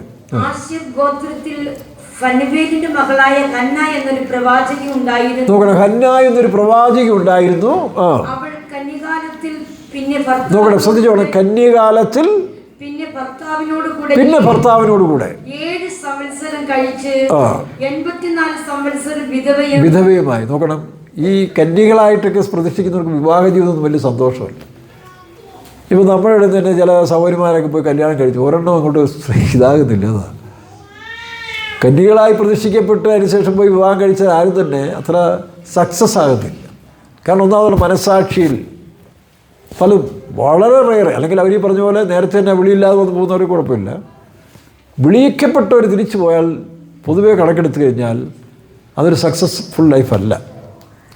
അപ്പോൾ ഇവിടെ അന്യായം എന്ന് പറയുന്ന സ്ത്രീ നോക്കി, ഇവരും മറിയത്തെ പോലെ കന്യകയ്ക്കായി പ്രതിഷ്ഠിക്കപ്പെട്ട കാലം ഉണ്ടായിരുന്നു. അതാണ് കന്യകാലം കഴിഞ്ഞു. നമ്മൾ വായിച്ച വാക്യം, ആശേർ ഗോത്രത്തിൽ ഫനവേലിന്റെ മകളായ ഹന്ന എന്നൊരു പ്രവാചകി ഉണ്ടായിരുന്നു. അവൾ കന്യകാകാലത്തിൽ പിന്നെ അപ്പം 3 സ്റ്റെപ്പ് ആ സ്ത്രീ കാണുന്നുണ്ട്. ഒന്ന് കന്യകാലം, അത് കഴിഞ്ഞപ്പോൾ അവർ റിട്ടയർഡായി, ഇനി യേശു ജനിക്കത്തില്ല. രണ്ടാമത് പോയി വിവാഹം കഴിച്ചു. നമ്മുടെ മറിയ ജോസഫിനെ വിവാഹ നിശ്ചയം ചെയ്ത പോലെ വിവാഹ നിശ്ചയം ചെയ്ത് കഴിച്ചു. പക്ഷേ ആ ഭർത്താവ് 7 വർഷം കഴിഞ്ഞ് പുള്ളി മരിച്ചുപോയി. വായിച്ചേ. പിന്നെ ഭർത്താവിനോട് കൂടെ 7 സംവത്സരം കഴിച്ച് 84 സംവത്സരം വിധവയും. അപ്പോൾ 7 വർഷം ഭർത്താവ് കഴിഞ്ഞ് മരിച്ചെന്നുള്ള എങ്ങനെ അറിയാം? അല്ല, ഡിവോഴ്സ് ചെയ്യാൻ പോയി. ഡിവോഴ്സിങ് നടന്നായിരിക്കും, അത് കാണുമായിരിക്കുമല്ലോ അല്ലേ? പക്ഷേ മരിച്ചെന്നുള്ള എങ്ങനെ അറിയാം? അതാണ് വിധവ എന്നുള്ളത് പേര് കൊടുത്തിരിക്കുന്നതുകൊണ്ട് മരിക്കാതെ വിധവയാകത്തില്ല. അതുകൊണ്ടാണ് അവൾ കന്യകാലം കഴിഞ്ഞു, 7 വർഷം ഭർത്താവിനോട് ജീവിച്ചു, പിന്നെ 84 വയസ്സ്. വായിച്ചേ. 84 സംവത്സരം വിധവയും. നോക്കട്ടെ, 84 സംവത്സരം വിധവയാണ്. അപ്പോൾ 84 7 91. 91 19 കൂടെ കൂട്ടിക്ക്, നമ്മൾ ഒരു ആവറേജ് പറയാം കേട്ടോ. 91 19 ആയപ്പോൾ എത്രയായി? 110 വയസ്സായ ഒരു അമ്മ യേശുവിൻ്റെ വരവിന് വേണ്ടി കാത്തിരുന്നു. അവളും കർത്താവിനെ കണ്ടു. വായിച്ചേ. വളരെ വയസ്സ് ചെന്നവളുമായി ദേവാലയം വിട്ടുപിരിയാതെ. അതൊക്കെ ദേവാലയത്തിൽ ഇങ്ങനെ യേശുവിൻ്റെ വരവിന് വേണ്ടി കാത്തിരുന്ന് പലരും ഉണ്ട്. പക്ഷേ ശിമയോനെ അതല്ല. ശിമയോൻ ട്രാൻസ്ലേഷൻ ഇത് സംശയിച്ചപ്പോൾ എന്നാൽ അത് കണ്ടിട്ട് പോയാൽ മതി എന്ന് പറഞ്ഞതാണ്. ശരി, എന്നാൽ പിന്നെ അത് കണ്ടിട്ട് പോയാൽ മതി പറഞ്ഞ് പിടിച്ചുകൊണ്ടിരുത്തിയതാണ്. അവനും ദേവാലയത്തിൽ. അങ്ങനെ യേശുവിനെ കണ്ടപ്പോൾ അതാ ഇനി എൻ്റെ കുട്ടിയെ മതി. ഈ അടുത്ത കാലത്ത് വെലകുന്നൂർ തൃശ്ശൂരിലൊരു അപ്പച്ചൻ എന്നെ എന്നും വിളിക്കും, എൻ്റെ അച്ചായ ഒന്ന് പ്രാർത്ഥിച്ചയക്കേ. കഴിഞ്ഞ വർഷം വിളിച്ചപ്പോൾ ഞാൻ പറഞ്ഞു സെഞ്ചുറി തികയട്ടെന്ന് പറഞ്ഞു. ഏതായാലും ഇത്രയായില്ല, ഇനിയിപ്പോൾ നമുക്ക് സെഞ്ചുറി തികച്ചിട്ട് പോകാം. 2 വർഷം ഞാനങ്ങനെ പറഞ്ഞു ഇപ്പോൾ സെഞ്ചുറി തികച്ചു. സെഞ്ചുറി വളവിലച്ചായ എന്നാണ് പേര്. വളവിലച്ചായൻ്റെ സെഞ്ചുറി 100 കഴിഞ്ഞപ്പം പിള്ളേരൊക്കെ അവിടെ നിന്നെല്ലാം വന്ന് വലിയൊരു ആഘോഷമായിട്ട് പ്രാർത്ഥനയൊക്കെ വെച്ച് നല്ല സാപ്പാട് കൊടുത്തു വിട്ടു. അവരവരുടെ സ്ഥലത്തിന് പോയി. പിന്നെ ഞാൻ ഒറ്റപ്പെട്ടച്ചാ. ഈ ഒറ്റപ്പെടൽ പറഞ്ഞപ്പോഴാണ് ഒറ്റപ്പെട്ട് കിടക്കുക. വയ്യ, ഒരു വേലക്കാരി ചോദിച്ച് എന്തെങ്കിലും ഉണ്ടാക്കി തരും, അവൾ പോവും. പിന്നെ ആകെ സന്തോഷം നിങ്ങളെയൊക്കെ വിളിക്കുന്നത്. ഞാൻ എന്ത് വേണേലും വിളിച്ചു, ഏത് പാതിരാത്രി വേണേലും വിളിച്ചു. നമ്മളിങ്ങനെ ATM സർവീസ് പോലെ ഇരിക്കുക. അതാണ് ആർക്ക് വേണ്ടി ഇങ്ങനെ പ്രയോജനപ്പെടട്ടെ. ഏതായാലും ഒരു ലൈഫ് കർത്താവ് തന്നു, തിരിച്ചു തന്നാൽ അത് ആർക്കെങ്കിലും നന്മയുണ്ട്. അതുകൊണ്ട് അച്ഛൻ ഏത് പാതിരാത്രി വേണം വിളിച്ചോളാൻ പറഞ്ഞു. അപ്പോൾ അങ്ങനെ 3-4 പേരെ വിളിക്കും. റോയ് പാസ്റ്ററെ വിളിക്കും, അവരെ വിളിക്കും. ഇതാണ് പുള്ളിയുടെ സന്തോഷം. അപ്പോൾ ഇനിയെങ്കിലും എന്നെ പറഞ്ഞയക്കരുതെന്ന് ചോദിക്കുന്നത്. അതാണ് ഇനിയെങ്കിലും പറഞ്ഞയക്കരുത്. അപ്പോൾ ഞാൻ പറഞ്ഞു സച്ചിൻ തെണ്ടുൽക്കർ ഡബിൾ സെഞ്ചുറി അടിച്ച ചരിത്രമൊക്കെ പറഞ്ഞതാണ്. സച്ചിൻ സെഞ്ചുറി ഇനിയിപ്പോൾ അച്ഛന് ഒരു സെഞ്ചുറി കൂടെ കിടന്നോട്ടെ, ഏതായാലും ധൃതി വയ്ക്കേണ്ടെന്ന് പറഞ്ഞു. എന്ന് പറഞ്ഞ് ആശ്വസിപ്പിച്ച് പ്രാർത്ഥിച്ചു വിടും, അല്ല എന്ത് ചെയ്യും. പക്ഷേ മനുഷ്യൻ മടുത്തു പോകും. ഒരു സമയം കഴിഞ്ഞാൽ പിന്നെ മനുഷ്യൻ മടുത്തു പോകും. ചിന്തിച്ചു, ഈ മരണമെന്ന് പറയുന്നൊരു പ്രതിഭാസം ഇല്ലായിരുന്നെങ്കിൽ എന്തുമായിരുന്നു. ഓരോരുത്തർ വീട്ടിൽ ഇന്ന് ഒരെണ്ണത്തിനെ തന്നെ വഹിക്കാൻ മേലെയോ. ഒരു കളവിയെ എങ്ങനെങ്കിലും വഴി കളയാമെന്ന് വിചാരിച്ചിരിക്കുമ്പോൾ ഇതൊക്കെ മരിക്കാതിരുന്നെങ്കിൽ 3-4 തലമുറ കാർന്നന്മാരൊക്കെ ഇരുന്നെങ്കിൽ എന്തുമായിരുന്നേനെ. അപ്പോൾ മരണം ഒരു അനുഗ്രഹം തന്നെ കേട്ടോ. മരണം ഒരു അനുഗ്രഹം തന്നെയാണ്. എത്രയും പെട്ടെന്ന് തികച്ചു പോകണം. നമ്മളെ സംബന്ധിച്ച് തികച്ചു പോകുന്ന നല്ലതാണ്, തികയാതെ പോയ കഷ്ടമാണ്. അപ്പോൾ ഈ അന്ന എന്ന് പറയുന്ന ഈ പ്രവാചകൻ അപ്പം മറിയയും കന്യാകാലം കഴിഞ്ഞ് വിവാഹ നിശ്ചയം ചെയ്യുമ്പോഴാണ്. അതിൻ്റെ അർത്ഥം ഇനി ഒരു കാലത്തും ഈ മറിയത്തിൽ യേശു ജനിക്കാൻ വകുപ്പില്ല ഇസ്രായേൽ കണക്കും പ്രകാരം. കാരണം കന്യാകാലം കഴിഞ്ഞു. പക്ഷേ കന്യാകാലം കഴിഞ്ഞെങ്കിലും വിവാഹിത അല്ലാത്തതുകൊണ്ട് അവൾ കന്യകയാണ്. അതുകൊണ്ടാണ് യേശു പറഞ്ഞു കൃപ ലഭിച്ചവളെ നിനക്ക്, കാരണം വ്യവസ്ഥ പ്രകാരം നിന്നിൽ ജനിക്കാൻ വകുപ്പില്ലെങ്കിലും കൃപ ലഭിച്ചവൾ എന്ന് പറഞ്ഞാൽ കന്യകാലം കഴിഞ്ഞെങ്കിലും അപ്പോഴും കന്യകളായിട്ട് ഒരുപാട് അവിടെ കാത്തിരിപ്പുണ്ട്, വെയിറ്റിംഗ് ലിസ്റ്റ് ഇഷ്ടം പോലെ ഉണ്ട്. പക്ഷേ നിനക്ക് കൃപ ലഭിച്ചു. കൃപ ലഭിച്ചവളെ നിനക്ക് വന്ദനം. അപ്പോൾ ആ കൃപ ലഭിച്ചതെന്ന് പറയുമ്പോൾ മറുഭാഗം കൂടി ശ്രദ്ധിച്ചോണം, അത് വിശ്വസിച്ചുകൊണ്ടാണ് അവൾ ഭാഗ്യവതി. അല്ലാതെ ഈ പറഞ്ഞ പോലെ യേശു ജനിക്കാനുള്ള കാരണം അവൾ വിശ്വസിച്ചു. ആ വിശ്വാസമാണ് പ്രധാനം. വായിച്ച വാക്യം ലൂക്കോസ് 1-ന്റെ ലൂക്കോസിന്റെ സുവിശേഷം 1:28 ദൂതൻ അവളുടെ അടുക്കൽ അകത്ത് ചെന്ന് കൃപ ലഭിച്ചവളെ നിനക്ക് വന്ദനം, കൃപ ലഭിച്ചവളെ നിനക്ക് വന്ദനം, കർത്താവ് നിന്നോട് കൂടെ ഉണ്ട് എന്ന് പറഞ്ഞു. അവൾ ആ വാക്ക് കേട്ട് ഭ്രമിച്ചു. ഭ്രമിച്ചെന്നുള്ള വിശ്വസിച്ചെന്നുള്ള അതിൻ്റെ ട്രാൻസ്ലേഷൻ കേട്ടോ. അവൾ വിശ്വസിച്ചു. പ്രഭവം കാണുമായിരിക്കും, കാരണം ദൂതം വന്നതല്ലേ. പക്ഷെ അവൾ വിശ്വസിച്ചു. അത് പിന്നീടുള്ള പ്രവചനത്തിലെല്ലാം കാണുന്നുണ്ട്. അപ്പോൾ അതാണ് അവളുടെ ഭാഗ്യവതി. അപ്പോൾ എല്ലാം ടോട്ടലി ക്രിസ്തുവാണെന്നുള്ളത് ഇന്ന് പോപ്പ് പറഞ്ഞ സത്യമാണ്. യേശു ക്രിസ്തുവാണ്. മറ്റത് കൃപ ലഭിച്ചുകൊണ്ടാണ്. പിന്നെ മറ്റൊരു കാര്യമല്ലേ, യേശു ക്രിസ്തു എന്ന രക്ഷകൻ ജനിച്ചത് ഏറ്റവും വലിയ ഭാഗ്യവതി എന്ന് എഴുതും. ലോകം മുഴുവൻ ഭാഗ്യവതിയായിട്ട്, അത് കറക്റ്റാണ്. തലമുറയായിട്ട് ഇന്നും അവൾ ഭാഗ്യവതിയാണ്. പക്ഷേ ആവശ്യമില്ലാത്ത വേറെ ഇത് കാര്യങ്ങൾ കൊടുത്താണ് ഞങ്ങൾ തെറ്റിച്ചത്. അല്ലാതെ മറിയയെ സംബന്ധിച്ചിടത്തോളം നമ്മുടെ ഏറ്റവും പ്രിയപ്പെട്ട സഹോദരിയാണ്, വിശുദ്ധയായി മരിച്ചതാണ്. അവർ മരിച്ചു. അവർ അമലോത്ഭയാണെന്ന് പറയുന്നതിൽ അമലോത്ഭയാന്ന് കഴിഞ്ഞ ദിവസം പറഞ്ഞില്ലേ, അതിനൊരു വ്യാഖ്യാനം പറയുന്നതാണ് അസംപ്ഷൻ ആൻഡ് അസെൻഷൻ. കത്തോലിക്കർ പറയുന്നൊരു വ്യാഖ്യാനം അസംപ്ഷനും അസെൻഷനുമാണ്. അസംപ്ഷൻ എന്ന് പറഞ്ഞാൽ സ്വർഗാരോഹണം, അസെൻഷൻ എന്ന് പറയുന്നത് സ്വർഗാരോഹണം. യേശു അസംപ്ഷൻ, മറിയ അസംപ്ഷൻ. ചങ്ങനാശ്ശേരിയിൽ അസംപ്ഷൻ കോളേജില്ലേ, മറിയയുടെ പേരിലുള്ള കോളേജാണ്. അപ്പോൾ അസംപ്ഷൻ എന്ന് പറഞ്ഞാൽ സ്വർഗാരോപണം. ആരോപണം എന്ന് പറഞ്ഞാൽ രോപണം, മറ്റേത് രോഹണം, രണ്ടും രണ്ടാണ്. Ascension assumption. അപ്പം അവർ ഒരു ഭാഗത്തിൽ അവർ പറയുകയാണ് യേശു തനിയെ സ്വർഗാരോഹണം പോയി, മറിയെ എന്ത് ചെയ്തു, കർത്താവ് നേരത്തെ സ്വർഗത്തിലേക്ക് വിളിച്ചെന്നാണ്. അതാണ് സ്വർഗാരോപണം. ഇത് ആരാ ഇപ്പോഴല്ലേ ഇതൊക്കെ വ്യാഖ്യാനിച്ച് കൊടുക്കുന്നത്. ഇത് വ്യാഖ്യാനിക്കുക അറിവില്ലാത്തതുകൊണ്ട് മാതാവ് സ്വർഗാരോഹണം ചെയ്തു, ഇങ്ങനെ പറയും, മാതാവ് സ്വർഗാരോഹണം ചെയ്തു. സ്വർഗാരോഹണമല്ല, സ്വർഗാരോപണമെന്നാണ് അവർ പഠിപ്പിക്കുന്നത്. പക്ഷേ വചനം പറയുന്നത് ആദ്യഫലം ക്രിസ്തു, പിന്നെ ക്രിസ്തുവിൻ്റെ വരവിങ്കൽ. അതായത് 1 കൊരിന്ത്യർ 15-ാം അധ്യായം വായിക്കുമ്പോൾ പ്രത്യേകം പറയുന്നു ആദ്യഫലം ക്രിസ്തു, പിന്നെ ക്രിസ്തുവിൻ്റെ അവൻ്റെ വരവിങ്കിൽ, പിന്നെ അവസാനം. വായിച്ചേ 15-26-27 ആദ്യഫലം ക്രിസ്തു, പിന്നെ അവൻ്റെ വരവിങ്കൽ. അപ്പോൾ ഉയർപ്പിൻ്റെ വരിശി പറയുമ്പോൾ, ഉയർപ്പിൻ്റെ നില പറയുമ്പോൾ 23-ാം വാക്യം വായിക്കാം. ആദ്യഫലം ക്രിസ്തു, പിന്നെ ക്രിസ്തുവിനുള്ളവർ, ക്രിസ്തുവിനുള്ളവർ അവൻ്റെ വരവിങ്കൽ. അപ്പോൾ ക്രിസ്തുവിനുള്ളവരല്ലേ മറിയേ. അപ്പം മറിയ പോലും ക്രിസ്തുവിൻ്റെ വരവിലാണ് ഉയർക്കുന്നത്. അല്ലാത്തവരാരും, ബാക്കിയുള്ളവരാം ഇത് പറുദീസയിൽ അവരുടെ ആത്മാവ് റെസ്റ്റിംഗ് പ്ലേസിലിരിക്കുകയാണ്. അതെങ്ങനെ റെസ്റ്റിംഗ് നമുക്കറിയത്തില്ല. അത് പൗലോസ് 2 കൊരിന്ത്യർ 12-ാം അധ്യായത്തിൽ കണ്ട് പറയുന്നില്ല, 13 കണ്ട് പറയുന്നുണ്ട്, 13 തോന്നുന്നു. ക്രിസ്തുവിൽ ഒരു മനുഷ്യനെ ഞാൻ അറിയുന്നു, അവൻ 3-ാം സ്വർഗത്തോളം.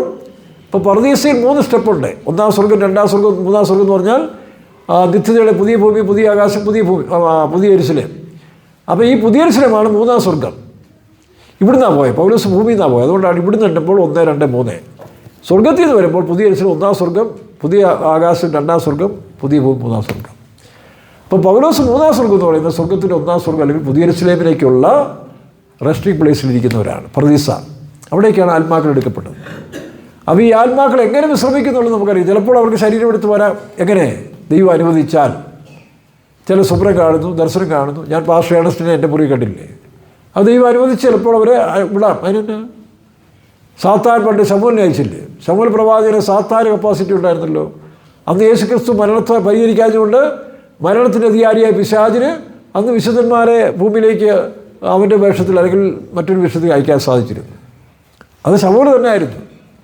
ക്രിസ്ത്യാനികൾക്ക് അത് ആക്ഷേപം, അവിടെ ശമൂലൊന്നുമല്ല, അത് പിശാചാണ്. പിശാചല്ല, ശമൂൽ തന്നെയാണ്. എന്നാൽ ഇനിമേൽ പിശാചിന് അധികാരമില്ല, കാരണം മരണത്തിൻ്റെ താക്കോല് ക്രിസ്തുവിനായി തീർന്നു. അതുകൊണ്ടാണ് കർത്താവ് വിചാരിച്ചാൽ ചില ദർശനത്തിൽ വിടാം. ഞാൻ അങ്ങനെയാണ് പാസ്റ്റർ ഏണസ്റ്റിനെ തേജസ്കരിക്കപ്പെട്ട ശരീരത്തോടുകൂടി, നിത്യതയുടെ ശരീരത്തോടുകൂടി എന്നെ പഠിപ്പിക്കാൻ വേണ്ടി പട്ടങ്ങളിൽ വെച്ച് ഞാൻ മുൻപ് പറഞ്ഞിട്ടുള്ളതാണ്, കണ്ടിട്ടുണ്ട്. അങ്ങനെ ചിലപ്പോൾ ചിലരെ ദൈവം അനുവദിക്കും. എനിവേ, അപ്പോൾ മറിയയും നമുക്കറിയാം സ്വർഗാരോപണമായിട്ടില്ല. അതാണ് ഈ വാക്യം. ഒന്നുകൂടെ വായിച്ച്. ആദ്യഫലം ക്രിസ്തു, പിന്നെ ക്രിസ്തുവിനുള്ളവർ. അപ്പോൾ ക്രിസ്തു മാത്രമേ ഉയർത്തുന്നിട്ടുള്ളൂ. അതുകൊണ്ടാണ് നമ്മൾ യോഹന്നാന്റെ സുവിശേഷം 3:13 വായിച്ച്, ഒന്നുകൂടെ വായിച്ച്. സ്വർഗത്തിൽ നിന്ന് ഇറങ്ങി വന്നവനായ, സ്വർഗത്തിൽ ഇരിക്കുന്നവനായ യേശു ക്രിസ്തു അല്ലാതെ ആരും ഇതുവരെ സ്വർഗത്തിൽ കയറിയിട്ടില്ല. വായിച്ചേ. യോഹന്നാൻ 3:13 സ്വർഗത്തിൽ നിന്ന് ഇറങ്ങി വന്നവനായി സ്വർഗത്തിൽ ഇരിക്കുന്നവനായ മനുഷ്യപുത്രൻ അല്ലാതെ ആരും സ്വർഗത്തിൽ കയറിയിട്ടില്ല. പിന്നെന്തിനാ ഇതെല്ലാം ഇടയ്ക്ക് കയറ്റി വെക്കുന്നത്? ഈയിടെ ഒരു അച്ഛൻ്റെ വ്യാഖ്യാനം പുതിയൊരു ഇത് ഞാൻ പറഞ്ഞു, ഒരു പുതിയ പ്രസ്ഥാനമായിട്ടൊരു അച്ഛൻ ഇറങ്ങിയിട്ടുണ്ട്. ഏതാ അത് മനസ്സിലാക്കി കൊടുക്കണം, ഒരു ക്ലാസ് എടുത്ത് കൊടുക്കണമെന്ന് എനിക്ക് ആഗ്രഹമുണ്ട്. ഈ പുതുതായിട്ട് ഇപ്പോൾ ജർമ്മനിയിൽ നിന്ന് പുള്ളി ഈ അടുത്ത സമയത്തൊരു ഇതിട്ടിരിക്കുകയാണ്. എന്താ സഭയെന്ന് പറഞ്ഞാൽ ഉപദേശം, അപ്പോസ്തലിക ഉപദേശം മാത്രമല്ല, പാരമ്പര്യമുണ്ട്. പാരമ്പര്യ ഉപദേശം എന്ന് പറഞ്ഞാൽ അത് കാലാകാലങ്ങളിൽ പോപ്പുമാർക്ക് ഈ പലതും പറഞ്ഞ് സ്ഥാപിച്ചു. പക്ഷേ അത് according to the word of God, ദൈവവചനത്തിന് അനുസൃതമായിരിക്കണം. ദൈവവചനത്തിന് അനുസൃതമല്ലാതെ ഏത് പോപ്പ് പറഞ്ഞാലും അത് തെറ്റാണ്, അത് ദൈവത്തിൻ്റെ ഇതിന് എതിരാണ്. അപ്പോൾ ഉപദേശം ഇതിനോട് ചേർന്നിരിക്കണം. പണ്ട് അനിൽ കാവാലം TPMലെ പാട്ടിനെ കുറിച്ച് പറഞ്ഞില്ലേ, TPMകാരുടെ പാട്ട് എഴുതുമ്പോൾ സൂക്ഷിച്ചു വേണം എഴുതാൻ. ഏതെങ്കിലും വിധത്തിൽ പാടിയാൽ അവർ സമ്മതിക്കും. എന്ത് ചെയ്യണം? ആ പാട്ടെഴുതി മെയിൻ പാസ്റ്റേഴ്സിനെ കാണിക്കണം. ഞാനിവിടെ നോക്കിയിട്ടുണ്ട്. ഞങ്ങൾ പാട്ട് എഴുതുന്ന സമയത്തിൽ മറ്റ് വിശ്വാസികളും വേലക്കാരൊക്കെ പാട്ട് എഴുതിക്കൊണ്ട് വരുമ്പോൾ ഞങ്ങളവിടെ മദ്രാസിലെ മ്യൂസിക് റൂമിൽ ഇരുന്നുകൊണ്ട് ഇത് റെഫർ ചെയ്യും. ഇതിനാ ഉപദേശപ്രകാരമാണോ പാട്ട് എങ്ങനെയെങ്കിലും പാടി ട്യൂൺ കിട്ടി ഉണർവ് കിട്ടി മാത്രമല്ല, അത് ഇത് ദൈവത്തിൻ്റെ വചനപ്രകാരമാണോ ആണെങ്കിൽ മാത്രമേ അത് അംഗീകരിക്കത്തുള്ളൂ, അല്ലാത്ത റിജക്റ്റ് ചെയ്യും. എന്ന് പറഞ്ഞ പോലെ പോപ്പായിരുന്നാലും പിന്നെ ബിഷപ്പായിരുന്നാലും പാത്രിയാക്കീസ് ആയിരുന്നാലും ശരി. ഇപ്പോൾ നമുക്കറിയാം ആദിമസഭയിൽ പല സ്ഥലങ്ങളിൽ പാത്രിയാക്കീസുമാരുണ്ടായിരുന്നു.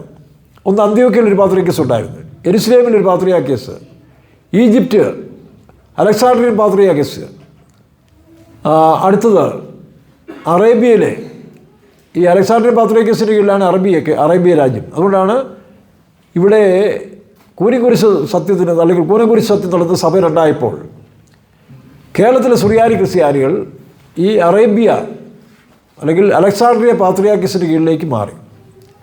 അതുകൊണ്ടാണ് ഈ അറബി ഭാഷയുടെ അല്ലെങ്കിൽ മുസ്ലിങ്ങൾ വെല്ലുന്ന ചൊല്ല് പോലെ യാക്കുബാലും ഒക്കെ ചില ചൊല്ലിനോടൊരു ഐക്യമുണ്ട്. അവളുടെ തൊപ്പിയും മുഷാത്താടിയും ഇതെല്ലാം ഈ അലക്സാണ്ട്രിയ പാത്രിയാർക്കീസിൻ്റെ ഒരു പിന്തുടർച്ചയായിട്ട് വരുന്നതാണ്. അത് പൗരസ്ത്യ സഭ. എന്നാൽ റോമിലെ പാത്രിയാർക്കീസ് കുറച്ചുകൂടി വെസ്റ്റേൺ കൾച്ചറാണ്. അതുകൊണ്ടാണ് അവരുടെ പ്രസ്ഥാനങ്ങൾ അത് കാത്തലിക്സിൽ പിന്നെ കാണുന്നില്ല, ഒരു മോഡേൺ ലൈനിലേക്ക് പോകുന്നതാണ്. പിന്നെയുള്ള ഗ്രീക്ക് മാസ്ട്രോണിയൻ ഗ്രീക്കിൽ ഒരു ഓർത്തഡോക്സ് ഇത് അഗായ പ്രദേശങ്ങൾ അല്ലെങ്കിൽ അഗായല്ല ഗ്രീക്ക് സൈഡിൽ മാസ്ട്രോണിയൻ അങ്ങനെ 5-6 പാത്രിയാർക്കീസുമാരാണ് ആദ്യകാലത്തിലുണ്ടായിരുന്നത്. എന്നാൽ ചില ചക്രവർത്തിമാരുടെ കാലത്തിൽ റോമിലെ പാത്രിയാർക്കീസിന് പ്രാധാന്യം കൊടുത്തിട്ട് അവിടെ നിന്നുള്ളൊരു അനുസരണത്തിൽ കീഴിൽ പോകണമെന്ന് പറഞ്ഞു. അങ്ങനെയാണ് ഈ പറഞ്ഞ മാതാവിൻ്റെ മുടക്കമൊക്കെ വന്നത്. അതിന് ചില എതിർത്തു. ദൈവമാതാവ് ഞാൻ കഴിഞ്ഞ പ്രാവശ്യം പറഞ്ഞില്ലേ, എതിർത്ത് അന്ത്യോക്യൻ പാത്രിയാർക്കീസ് കൂട്ടരും അതിനെ അംഗീകരിച്ചു. പക്ഷേ ബെസന്റിയൻ പാത്രിയാർക്കീസ് അതിനെ എതിർക്കുകയും ചെയ്തു. അവിടെയാണ് സഭയുടെ പുലർച്ച. എന്നാൽ പിന്നെയും നമ്മൾ നോക്കുമ്പോൾ ഇതിങ്ങനെ കുറേശ്ശെ അവിടെ കിടന്നിരുന്നു. 15-ാം നൂറ്റാണ്ടിൽ മാർട്ടിൻ ലൂതർ കത്തോലിക്ക അച്ഛനായിരുന്ന, ഫിലോസഫറായിരുന്ന, തിയോളജിക്കൽ മാസ്റ്ററായിരുന്ന അദ്ദേഹം ബൈബിൾ പഠിച്ചു. ഒരു സന്യാസി അച്ഛൻ മാർട്ടിൻ ലൂതറിന് ഒരു ബൈബിൾ കൊടുത്തിട്ട് പറഞ്ഞു, ബൈബിളിൻ്റെ എഴുതി ആ പഴയത് കൊടുത്തിട്ട് പറഞ്ഞു, നീ ഇത് വായിരേ, യേശു ക്രിസ്തുവാണ്, സഭയുടെ പല അനാചാരങ്ങളും തെറ്റാന്ന് പറഞ്ഞ് കത്തോലിക്ക സഭയിൽ തന്നെയാണ് മാർട്ടിൻ ലൂതർ എന്ന് പറഞ്ഞ ഒരു അച്ഛൻ, ഒരു സന്യാസി അച്ഛൻ, ഫിലോസഫർ എഴുന്നേറ്റ് ബൈബിൾ ശരിക്ക് പഠിച്ചിട്ട് ഈ പറഞ്ഞ പോലെ വെറ്റൻബർഗ് ദേവാലയം ജർമ്മനിയിലെ 99 കാര്യങ്ങൾ വചനത്തിന് വിരുദ്ധമാണെന്ന് പറഞ്ഞുകൊണ്ട് പുള്ളി എഴുതി വെച്ചു. അപ്പോൾ അതിനെയാണ് പ്രൊട്ടസ്റ്റൻ്റ് വിഭാഗം, അതായത് ഈ കത്തോലിക്ക സഭയുടെ ഈ പറഞ്ഞ പാരമ്പര്യ ചില അനാചാരങ്ങളെ എതിർത്തുകൊണ്ട് മാർട്ടിൻ ലൂതർ എഴുതി കഴിഞ്ഞാൽ പ്രൊട്ടസ്റ്റൻ്റുകാരായി. ആ പ്രൊട്ടസ്റ്റൻ്റുകാരെ അത് ഇവർ പറഞ്ഞു, കത്തോലിക്കർ പറഞ്ഞാണ് ഇവർ പ്രൊട്ടസ്റ്റൻ്റ് എതിർക്കുന്നവർ അല്ലെങ്കിൽ ഇതിനോട് എതിർത്തവർ, ഏതിനെ ഈ അനാചാരങ്ങൾ എതിർത്തവർ. അതിനുശേഷമാണ് ലൂതറൻ സഭകൾ, പ്രസ്ബിറ്റീരിയൻ സഭകൾ, മെത്തഡിസ്റ്റ് സഭകൾ, പല ആംഗ്ലിക്കൻ സഭകളിലും പലതും ഉണ്ടായിട്ടുണ്ട്. പിന്നീടാണ് ഉണർവ് പെന്തിക്കോസുകാലത്തുണ്ടായത്. അതുകൊണ്ട് പ്രൊട്ടസ്റ്റൻ്റുകാരുടെ വിഭാഗത്തിൽപ്പെടുന്നവരല്ല പെന്തിക്കോസുകാർ, അത് തനി ഗ്രൂപ്പ്, റിവൈവൽ ഗ്രൂപ്പാണ്. ഇതിനെല്ലാം കത്തോലിക്കർ ഒന്നിച്ചാണ് പറയുന്നത്, ഇതെല്ലാം പ്രൊട്ടസ്റ്റൻ്റുകാരാണ്. അല്ല, പെന്തിക്കോസ് എന്ന് പറയുന്നത് പെന്തിക്കോസിൻ്റെ അനുഭവങ്ങൾ പ്രാപിച്ചു വന്നതുകൊണ്ട് ഈ പെന്തിക്കോസ് പേരിട്ടതാരാ, ഈ കത്തോലിക്കരും യാക്കോബക്കാരുമാണ് വാസ്തവത്തിൽ ഇവരെ പെന്തിക്കോസുകാരെന്ന് വിളിച്ചത്. എന്താ കാരണം?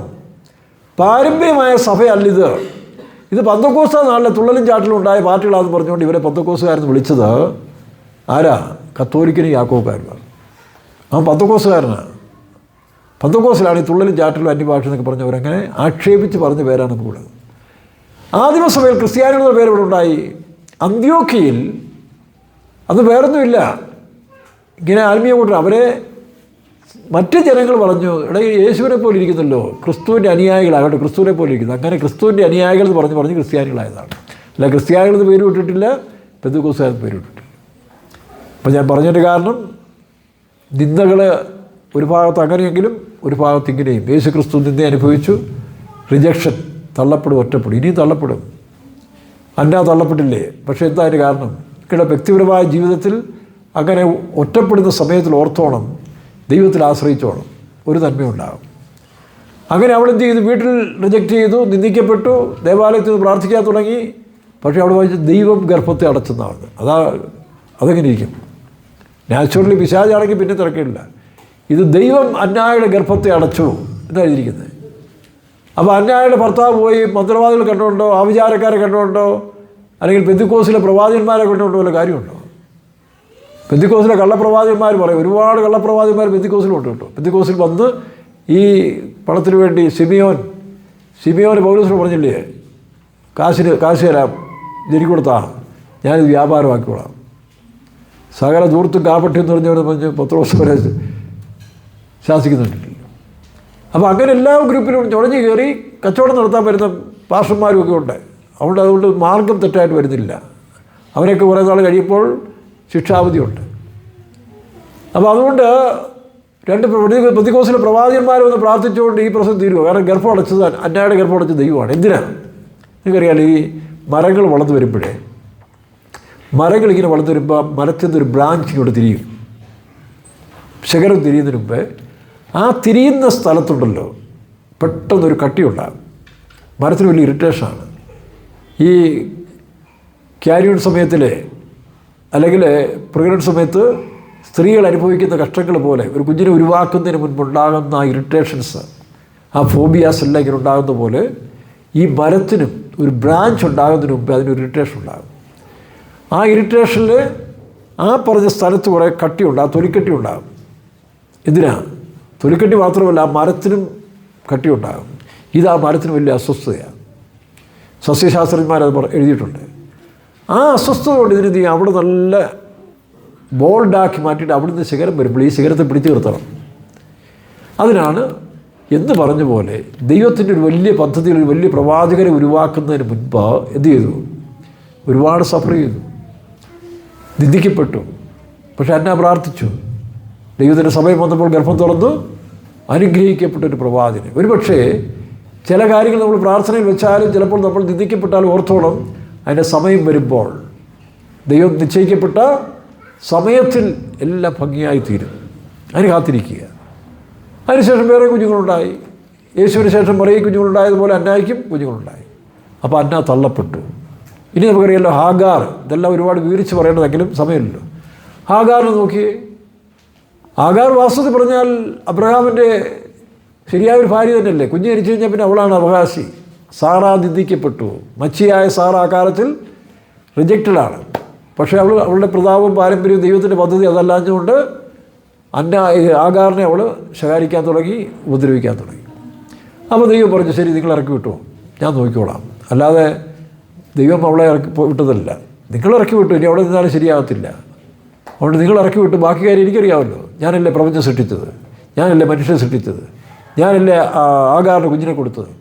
അബ്രഹാമിന് ഇച്ചിരി വിഷമമായിരുന്നെങ്കിലും അബ്രഹാം പറഞ്ഞു പൊക്കോളാം, അല്ല ഇറക്കി വിട്ടു. ഒരു തുരുത്തി വെള്ളം. നോക്കണം, ശ്രദ്ധിച്ചോണം. നിങ്ങൾ ആശ്രയിക്കുന്ന നിങ്ങളുടെ സ്വന്തക്കാരും ചാർച്ചക്കാരും നിങ്ങളുടെ അപ്പനും അമ്മയും ചിലപ്പോൾ നിങ്ങൾക്ക് തരാവുന്ന ഇത്രയേ ഉള്ളൂ, ഒരു തുരുത്തി വെള്ളം. ഇത്രയും കാലം അബ്രഹാമിൻ്റെ വീട്ടിൽ ദാസ്യപ്പണി ചെയ്തിട്ട് അവിടുന്ന് ഇറങ്ങിപ്പോരുമ്പോൾ തനിക്കും കുഞ്ഞിനും എന്താ കൊടുത്തേ? ഒരു തുരുത്തി വെള്ളം. ഇതാണ് മനുഷ്യാശ്രയം. ചിലപ്പോൾ ഞങ്ങളെപ്പോലെ പാസ്റ്റർമാരെ ആശ്രയിച്ച് വരുമ്പോഴും ഒരു കുപ്പി വെള്ളം പ്രാർത്ഥിച്ചു തരും. ഈ അടുത്ത സമയത്ത് നമ്മുടെ ഇവിടെ ഒരു പാസ്റ്റർ വന്നല്ലോ, ആന്ധ്രയിൽ നിന്ന് വന്നാൽ പുള്ളി ഒരുപാട് കുപ്പിയായിട്ടാണ് വന്നത്. വെള്ളം പ്രാർത്ഥിച്ചു കൊടുക്കുക, സൗഖ്യം കിട്ടുന്നുണ്ട്.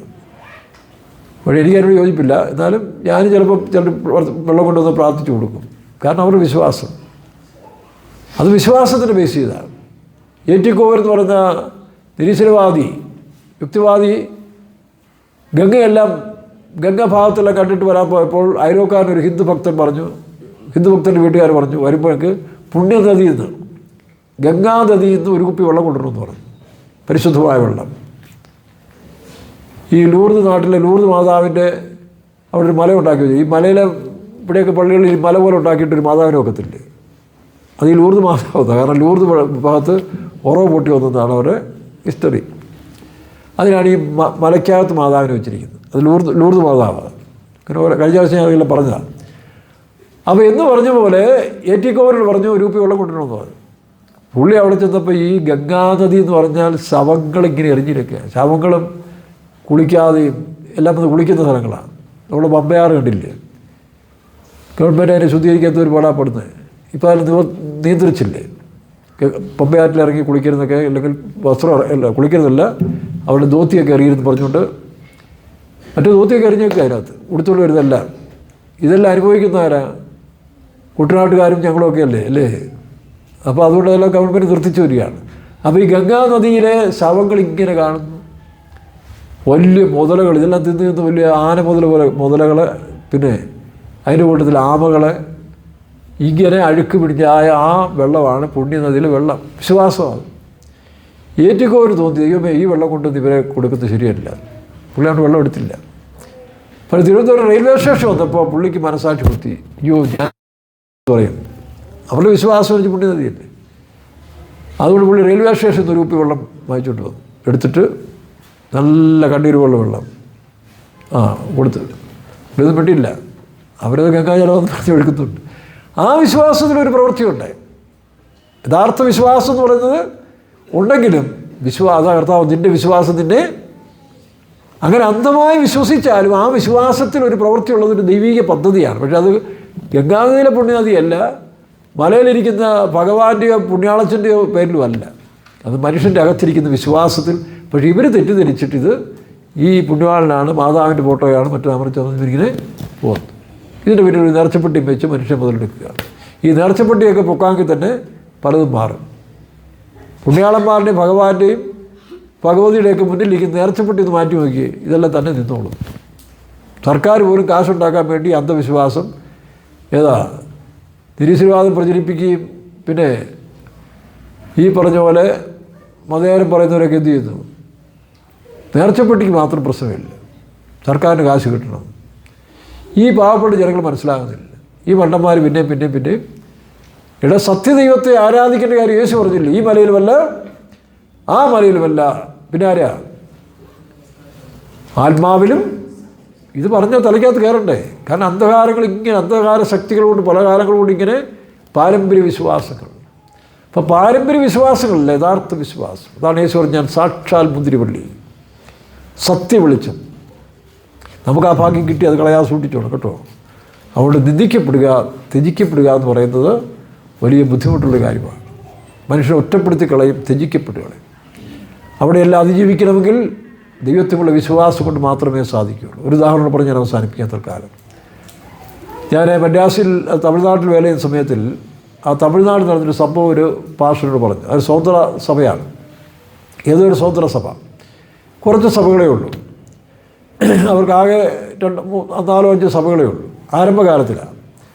അപ്പോൾ ഒരു ദൈവദാസൻ അവിടെ പോയിരുന്നു, പ്രാർത്ഥിച്ച് താഴേക്ക് കൃപകൾ പ്രവാസിക്കാൻ തുടങ്ങി, ആത്മാക്കൾ വരാൻ തുടങ്ങി. നോക്കണം, ഇഷ്ടംപോലെ ഏകദേശം 200ഓളം ആത്മാക്കൾ അന്നത്തെ കാലത്തിൽ അവിടെ വരാൻ തുടങ്ങി. ഈ തമിഴ്നാട്ടിലെ ഈ പുഴയിൽ എന്ന് പറഞ്ഞൊരു സ്ഥലമുണ്ട്, അത് നമ്മുടെ തിരുവള്ളൂരിനൊക്കെ അടുത്ത് അങ്ങോട്ട് മാറിയാണ് പുഴയിൽ എന്ന് പറയും. അതിന് വേറൊരു പേരുണ്ട്, കതിർവീടെന്ന് പറയും. കതിർവീടെന്ന് അപ്പം ഞാൻ ചോദിച്ചു, ഞാനവിടെ പ്രസംഗിക്കാൻ പോയപ്പം ഞാൻ ചോദിച്ചു എങ്ങനെയാണ് ഈ കതിർവീട് വന്നത്?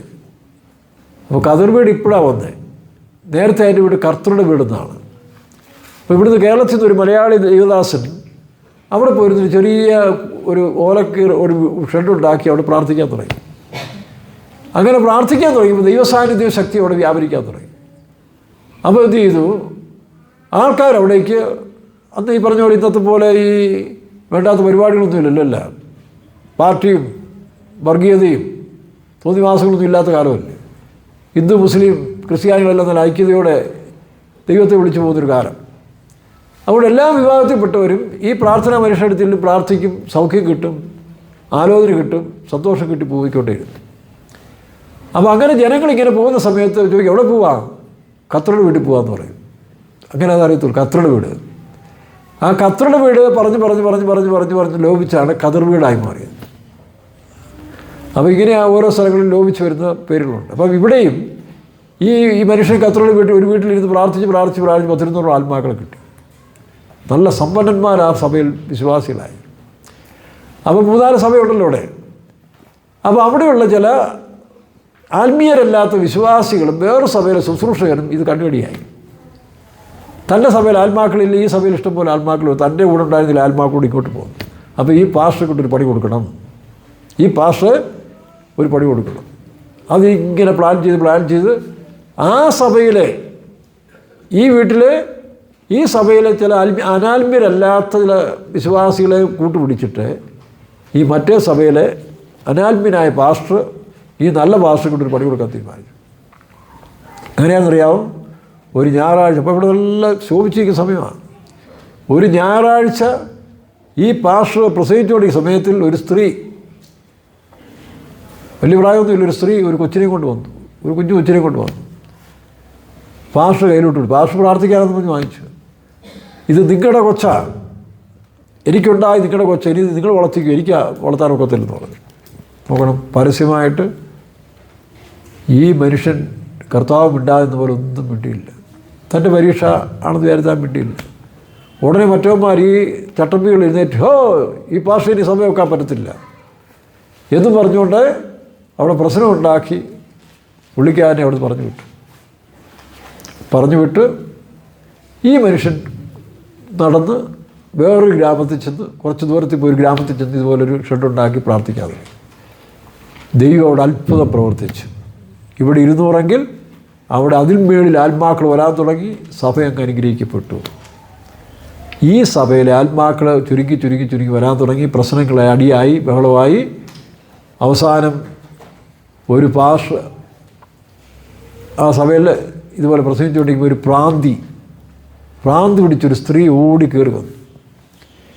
ഓടിക്കയറി വന്നിട്ട് ഇവിടെ കിടന്ന് അലറി പറഞ്ഞു, ഞാൻ ഇത്രയും ഏതോ 3-4 വർഷമേ ഉള്ളൂ, 3 വർഷത്തിന് മുമ്പ് ഇവിടെയുള്ള ഈ പേര് പറഞ്ഞു യുവന്മാരെല്ലാം കൂടെ എന്നെ കാശ് തന്ന് വേഷം കെട്ടിച്ച് എവിടെയോ വഴി കിടന്നൊരു കൊച്ചിനെ എടുത്തുകൊണ്ട് വന്ന് ഇത് പാസ്റ്റർ വെച്ചാന്ന് പറയുന്നതിന് കാശ് തരാം. ആ പേരല്ല. അപ്പോൾ അമ്മമാരെല്ലാം അവിടെ ഇട്ട് പിന്നെ അവരുടെ സഭയാണല്ലോ, ഈ റൗഡികളുടെ സഭയായി മാറി. അപ്പോൾ ഇതേ ഈ സ്ത്രീ ഇങ്ങനെ പറഞ്ഞു. പക്ഷേ എനിക്ക് സമാധാനം, ഞാനിങ്ങനെ അലഞ്ഞ് നടക്കുകയായിരുന്നു. ഇവിടെ വന്നപ്പോഴാണ് എനിക്കിത് ഓർമ്മ വന്നത്. അപ്പോൾ ആ സ്ത്രീക്ക് ഭ്രാന്ത് പിടിച്ചു.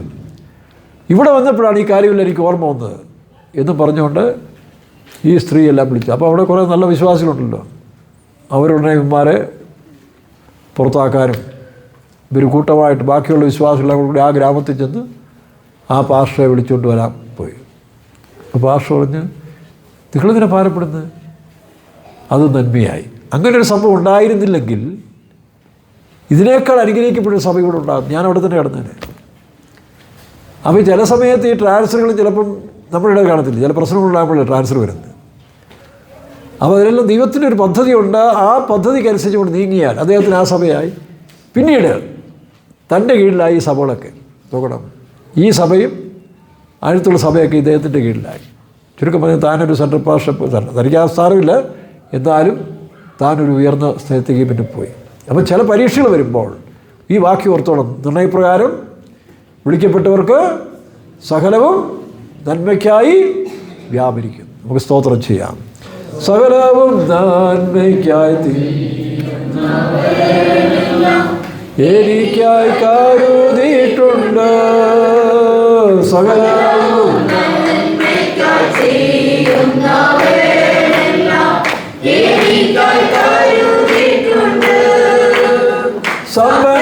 സമ്പന്നനാമവൻ സന്നിധി മതിയേ, എനിക്കവൻ ജയമോടിയേ.